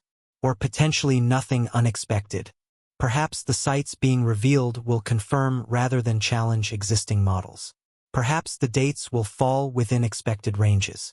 Perhaps the evidence will show that high-altitude occupation was indeed late and marginal, as conventional narratives suggest. This would be valuable information too, not exciting perhaps but clarifying, helping us understand the limits of what's possible and refining our models accordingly. But I doubt it. The pattern of anomalies is too strong. The sites already discovered are too consistent in suggesting earlier, more extensive high-altitude habitation than expected. The myths are too widespread and too specific. The genetic evidence points too clearly to deep adaptation. My expectation, and it's informed speculation not certainty, is that the next few decades of high-altitude research will push timelines back further, will reveal more sophisticated high-altitude cultures than we've recognized, will force us to significantly revise our understanding of human prehistory. I could be wrong. Science has surprised me before, usually by being more conservative than I expected, by having conventional explanations for apparent anomalies.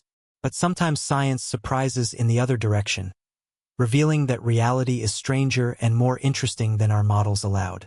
The high-altitude evidence feels like one of those cases where the conservative position is probably wrong, where the anomalies are real signals rather than noise, where paradigm shift is coming. We'll see. The evidence will accumulate. The debates will continue.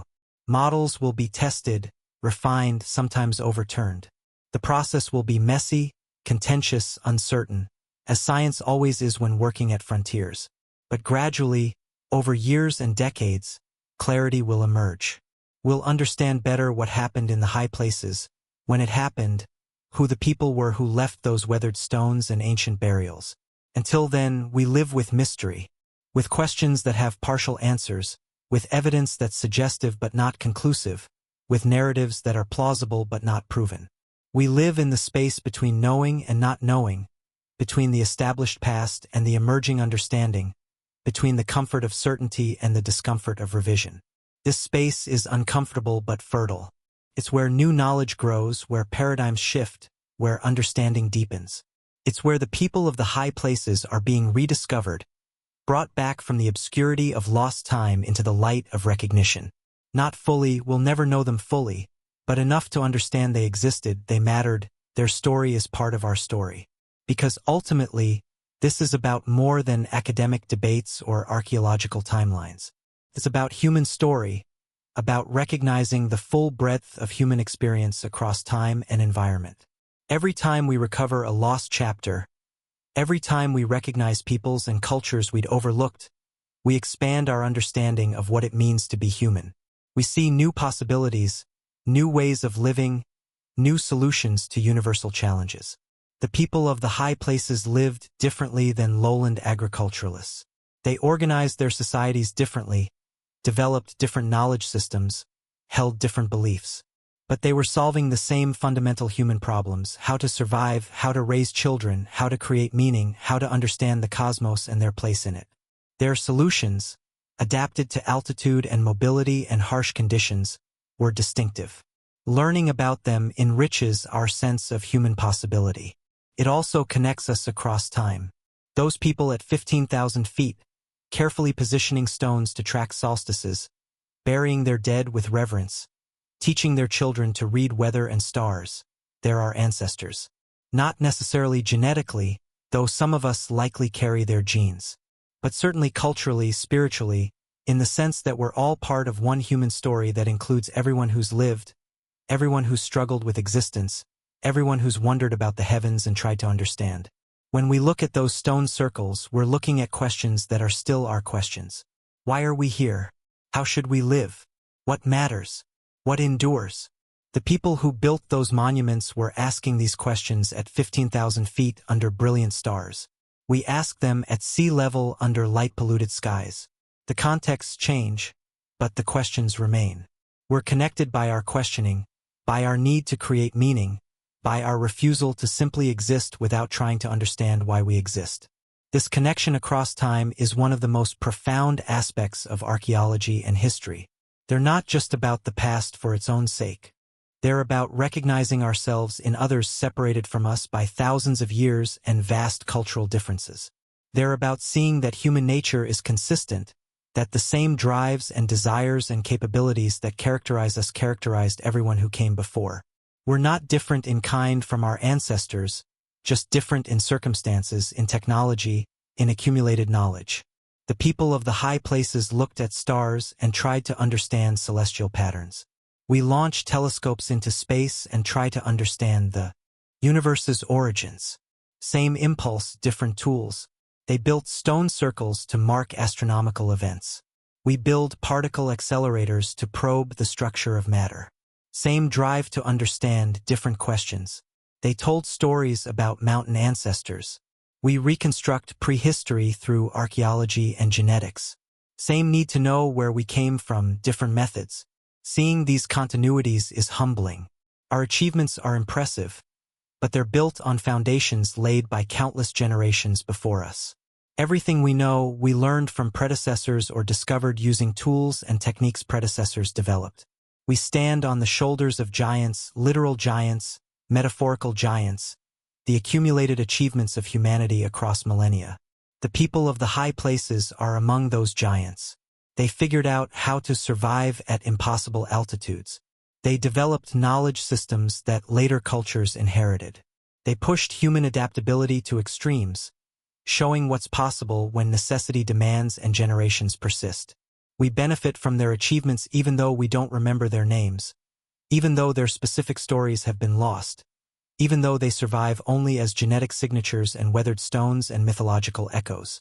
Honoring them, recovering their stories as best we can, recognizing their place in human history, this is part of how we maintain connection across time. It's how we acknowledge that we didn't arrive here by ourselves, that we're part of a long chain of human achievement and adaptation. It's how we resist the arrogance of thinking we're the first, the most advanced, the pinnacle of civilization. We're just the latest iteration, standing on foundations we didn't build, using knowledge we didn't originate, asking questions humans have always asked. And someday we'll be the ancestors. Someday, if humans persist and civilization continues, archaeologists thousands of years in the future will excavate our sites, study our remains, try to understand our cultures. They'll probably get much of it wrong, misinterpreting our artifacts, misunderstanding our beliefs, missing context that's obvious to us but obscure to them. Just as we certainly get much wrong about the people of the high places, despite our best efforts and most sophisticated techniques. This is the nature of archaeology, of trying to reconstruct the past from fragments. We do our best, but we're always working with incomplete information, always interpreting through our own cultural lenses, always risking presentism and projection. Future archaeologists will face the same challenges studying us that we face studying ancient high-altitude peoples. They'll have evidence but not complete understanding, data but not full context, artifacts but not the living knowledge of what those artifacts meant to us. Perhaps that should make us more sympathetic to the limitations of our own work, more humble about our claims, more willing to acknowledge uncertainty. We're trying to understand peoples separated from us by vast gulfs of time and cultural change, using fragmentary evidence from harsh preservational environments. Of course, we don't have all the answers. Of course, our reconstructions are provisional. Of course, we might be wrong about significant aspects, but we're trying. We're asking the questions, pursuing the evidence, revising our understanding as new data emerges. We're taking seriously the possibility that human history is more complex than we've understood, that there are chapters we've missed, that peoples we've overlooked deserve recognition. We're listening to myths that might preserve real memories. We're excavating sites that challenge our timelines. We're building better models that incorporate human presence at altitude earlier and more extensively than previous frameworks allowed. This effort matters. Not just academically, though the academic questions are important, but also culturally, philosophically, in terms of how we understand ourselves as a species. Every time we expand our historical horizons, every time we recognize human presence in unexpected places and times, every time we discover that our ancestors were more capable and more widespread than we thought, we're expanding our sense of human possibility, our understanding of what our species can achieve. The people of the high places achieved something remarkable. They survived and thrived at altitudes that challenge us even with modern technology and medical understanding. They adapted so thoroughly that their descendants still carry the genetic signatures of that adaptation. They developed cultural and technological solutions to extreme environmental challenges. They created knowledge systems sophisticated enough to influence later civilizations. They built monuments that have lasted millennia. They maintained their presence at altitude through climate fluctuations and environmental changes that would have forced less adapted peoples to descend. And then, eventually, most did descend. Not because they hadn't failed, they'd succeeded for thousands of years, but because circumstances changed. Climate shifted, making high altitudes less habitable. Populations grew in valleys, offering opportunities for trade or integration. Resources that had sustained high-altitude lifestyles became scarce. For whatever combination of reasons, the age of the high-altitude peoples came to an end. But endings aren't erasures. The people descended, but they didn't disappear. They merged with lowland populations, contributing genes and knowledge and cultural practices. They became ancestors to populations that continued in valleys and hills, at moderate elevations where breathing was easier and survival more certain. Their children and children's children spread, mixed, adapted to new environments. Over generations, the specific identity of high-altitude peoples dissolved, but their legacy persisted. That legacy is what we're tracing now. The genetic adaptations still present in modern populations. The myths that remember mountain ancestors. The archaeological sites that preserve evidence of their presence. The knowledge systems that might have originated at altitude and been transmitted to valley civilizations. These traces connect us to them, make them part of our story even though they're not part of recorded history. Recorded history is brief, 5,000 years, maybe 6 in a few regions. Before that is prehistory, oral tradition, archaeological evidence, genetic data, ways of knowing the past that are less precise than written records but can reach much further back. The people of the high places lived mostly in this prehistoric era. They had no writing, left no texts, recorded nothing in permanent form except their stone monuments and their stories passed through generations of retelling. This makes them harder to know but not impossible. Archaeology can recover physical evidence. Genetics can trace lineages and adaptations. Linguistics can identify language families and substrates. Mythology can preserve distorted but real memories. Climate science can reconstruct environmental conditions. By combining these disciplines, we can build pictures of prehistoric peoples that, while incomplete, are grounded in evidence and increasingly sophisticated. The picture emerging of high-altitude peoples shows them as successful, sophisticated, adapted populations who occupied extreme environments far earlier than conventional models predicted. This picture is still forming, still being refined as new evidence emerges. But its outlines are clear enough to say, yes, they existed. Yes, they mattered. Yes, their story should be part of how we understand human prehistory. Making their story part of that larger narrative requires effort. It requires continued research, proper funding for high-altitude archaeology, development of appropriate techniques and technologies, training of specialists who can work effectively in these challenging environments. It requires taking oral traditions seriously, consulting with indigenous peoples who maintain traditional knowledge, respecting the cultural significance of high-altitude sites. It also requires intellectual openness, willingness to revise established models when evidence demands it, resistance to the comfortable assumption that we already know the important features of human prehistory. The high-altitude peoples were overlooked for so long partly because researchers weren't looking. Mountains were assumed to be marginal, late colonized, relatively unimportant to the main story of human development. Challenging that assumption requires deliberate effort, conscious decision to look where previous generations didn't. That looking is happening now. The anomalies are accumulating. The evidence is strengthening. The pattern is becoming undeniable. Within a generation, the the story of human prehistory will likely incorporate high-altitude occupation much more centrally than current narratives do. The people of the high places will be recognized not as marginal curiosities, but as significant actors in human story, populations whose achievements and adaptations deserve study and respect. When that recognition becomes mainstream, when textbooks are rewritten and museums redesign their exhibits to incorporate high-altitude prehistory properly, something important will have been accomplished. Not just academic correction, though that matters, but restoration of lost peoples to their proper place in human memory. Honoring of ancestors who've been forgotten too long. Expansion of our understanding of human possibility and achievement. The stone circles will still stand at their impossible altitudes, weathered and ancient and mysterious. The burials will still rest where grieving loved ones placed them millennia ago. The myths will still be told in communities that have maintained them across generations.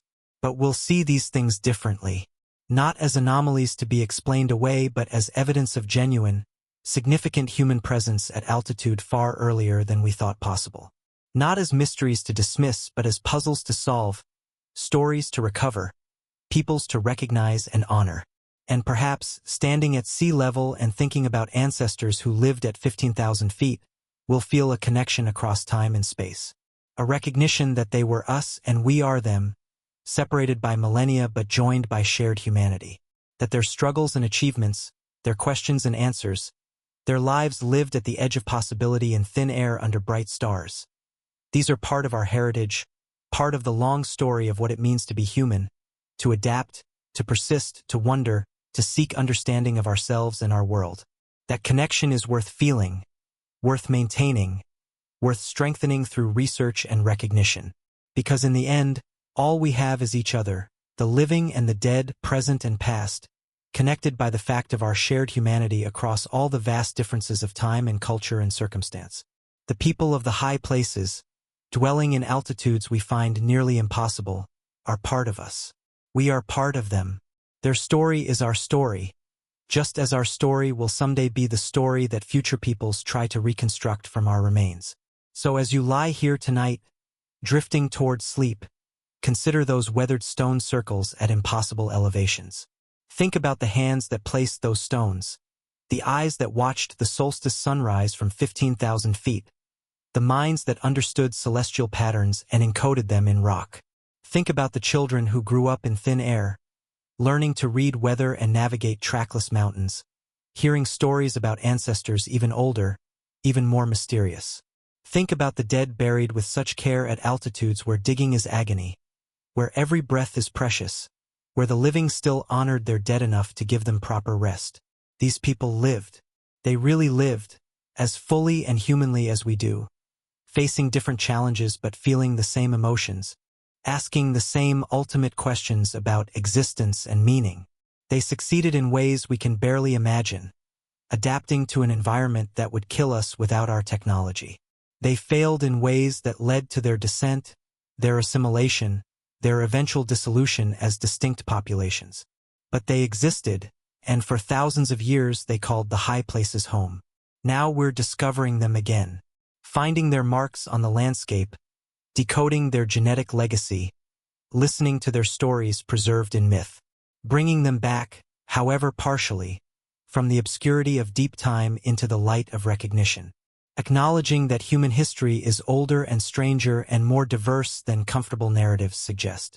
This is ongoing work. Each excavation, each new date, each genetic study, each careful analysis of oral traditions, all contribute to gradually clarifying picture. We're assembling puzzle from scattered pieces, and many pieces are still missing, probably lost forever. But enough have been found that the image is emerging. People in the high places earlier than expected, living there successfully, creating cultures we're only beginning to understand. The mystery remains, though. It will always remain to some degree. We'll never know these peoples as fully as we'd like. Too much has been lost to time and ice and cultural change. But we can know they existed.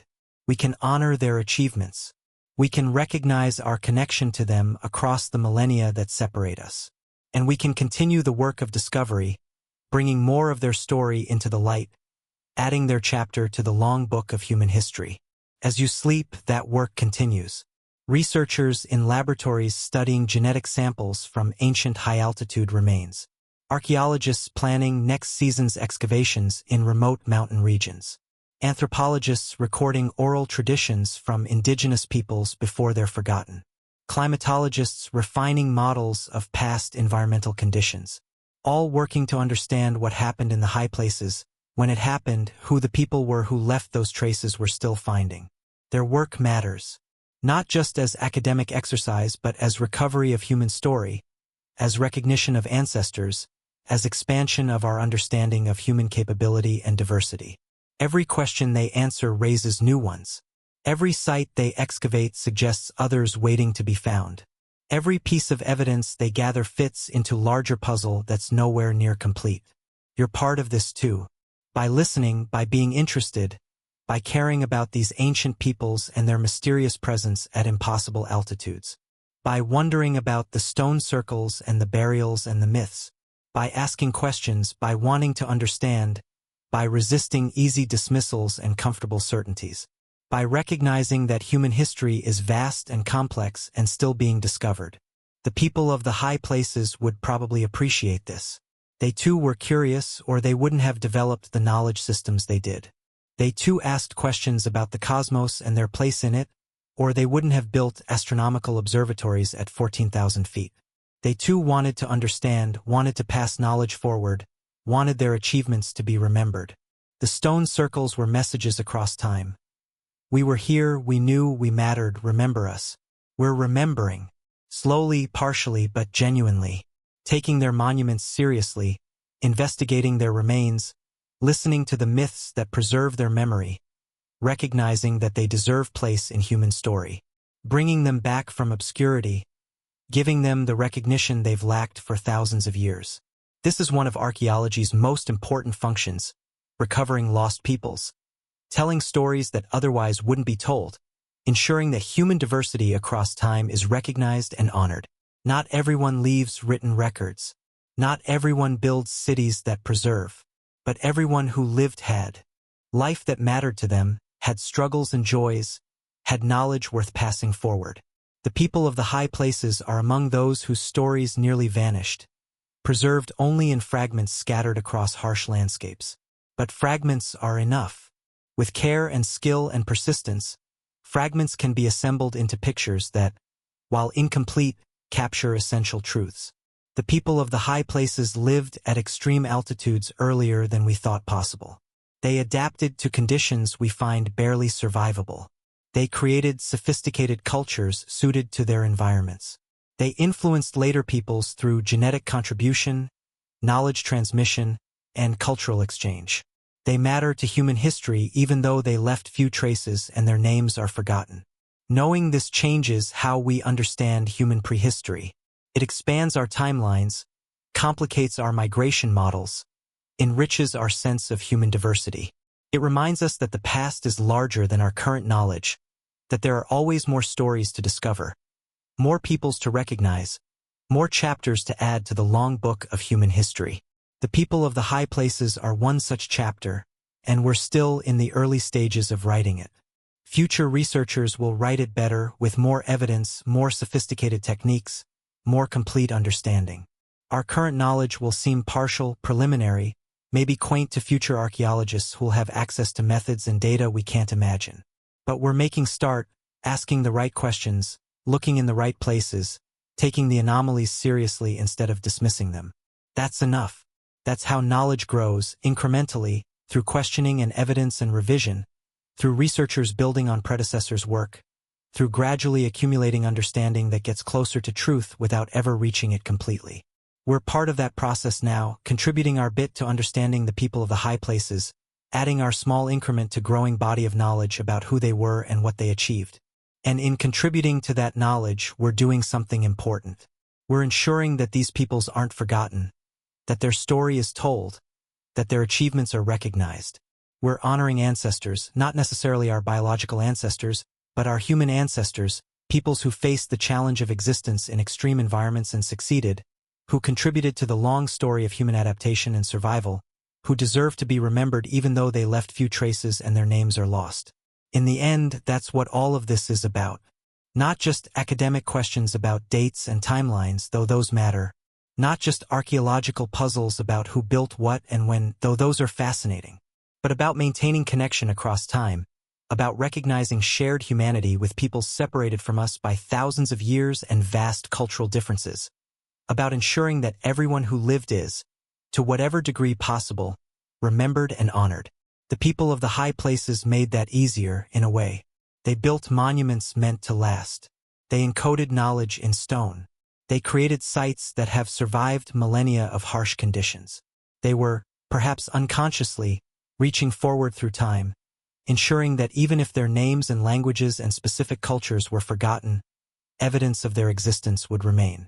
The stone circles would stand. The burials would preserve. Someone someday would find them and wonder and begin to understand. That someone is us. We're the ones finding those monuments, excavating those burials, wondering about those impossible dates and challenging altitudes. We're the ones beginning to understand that the people of the high places were real, were significant, were part of human story that we'd overlooked. We're the recipients of their message across time. We existed, we mattered. Remember us. We do remember. Imperfectly, partially, but genuinely. The work continues, the evidence accumulates, the understanding deepens. With each passing year, we know more about these mysterious high-altitude ancestors. Their presence becomes more undeniable. Their place in human prehistory becomes more secure. They're emerging from obscurity, being recognized, taking their proper place in the long narrative of human achievement and adaptation. And as they emerge, they remind us of something important about that narrative. It's not simple. It's not linear. It's not the story of steady progress from primitive to advanced, from simple to complex. It's complicated, diverse, full of different pathways and solutions, achievements in unexpected places at unexpected times. It includes peoples at impossible altitudes, doing things we didn't think possible with technologies we'd consider inadequate. It includes sophisticated knowledge systems in supposedly primitive societies, profound adaptations in supposedly marginal populations, significant achievements that left almost no trace. The people of the high places embody this complexity. They challenge our assumptions about what was possible when. They force us to revise comfortable narratives about human migration and adaptation. They remind us that prehistory is vast and mostly unknown, that our current understanding is partial and provisional, that there are always more stories waiting to be discovered.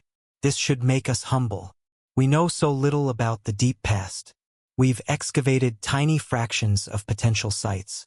We've studied small samples of populations that lived.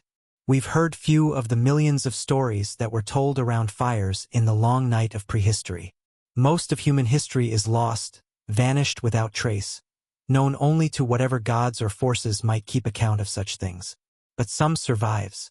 Stone circles at impossible altitudes. Burials preserved by cold. Myths passed down through generations. Genetic signatures in modern populations.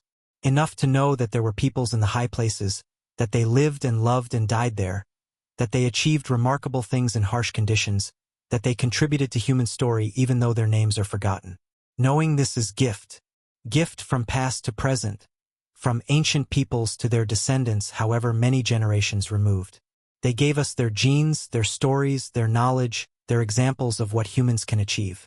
We receive these gifts with gratitude and responsibility. Responsibility to honor them, to tell their stories as accurately as we can, to ensure they're not forgotten. So sleep now, with awareness that you're connected to vast human stories stretching back into deep time. Connected to peoples in valleys and on mountains, coasts and plateaus, every environment humans have inhabited across our species' long existence. Connected especially tonight to those mysterious high-altitude ancestors who lived in thin air under bright stars, who adapted to extremes, who built monuments we're still discovering, who left messages in stone that we're finally learning to read. They were here. At impossible altitudes, in impossible times, they were here, living fully human lives, facing extraordinary challenges, achieving remarkable things. And now, thousands of years later, we're finding them again, bringing them back from obscurity, remembering them, honoring them, ensuring that their story, however incomplete, is told. The mountain shrines that don't fit our timelines are speaking, telling us human history is older, stranger, more diverse than we knew, inviting us to revise our understanding, expand our models, recognize possibilities we dismissed, challenging us to look harder, think deeper, remain open to evidence that contradicts comfortable narratives. We're listening, slowly, imperfectly, but genuinely, taking the anomalies seriously, following the evidence, building better understanding, recovering lost chapter of human prehistory, bringing the people of the high places back into the light of recognition where they belong. And as you drift to sleep tonight, you carry this knowledge with you. Awareness that human story includes peoples we're still discovering, places we're still exploring, times we're still mapping. That the past is not closed but open, not known but emerging, not settled but being continually revised and expanded as new evidence comes to light. The stone circles stand, the burials wait, the myths preserve their memories, and we, inheritors of vast human legacy, continue the work of discovery and remembrance, ensuring that all who came before are, to whatever degree possible, recognized and honored. Good night.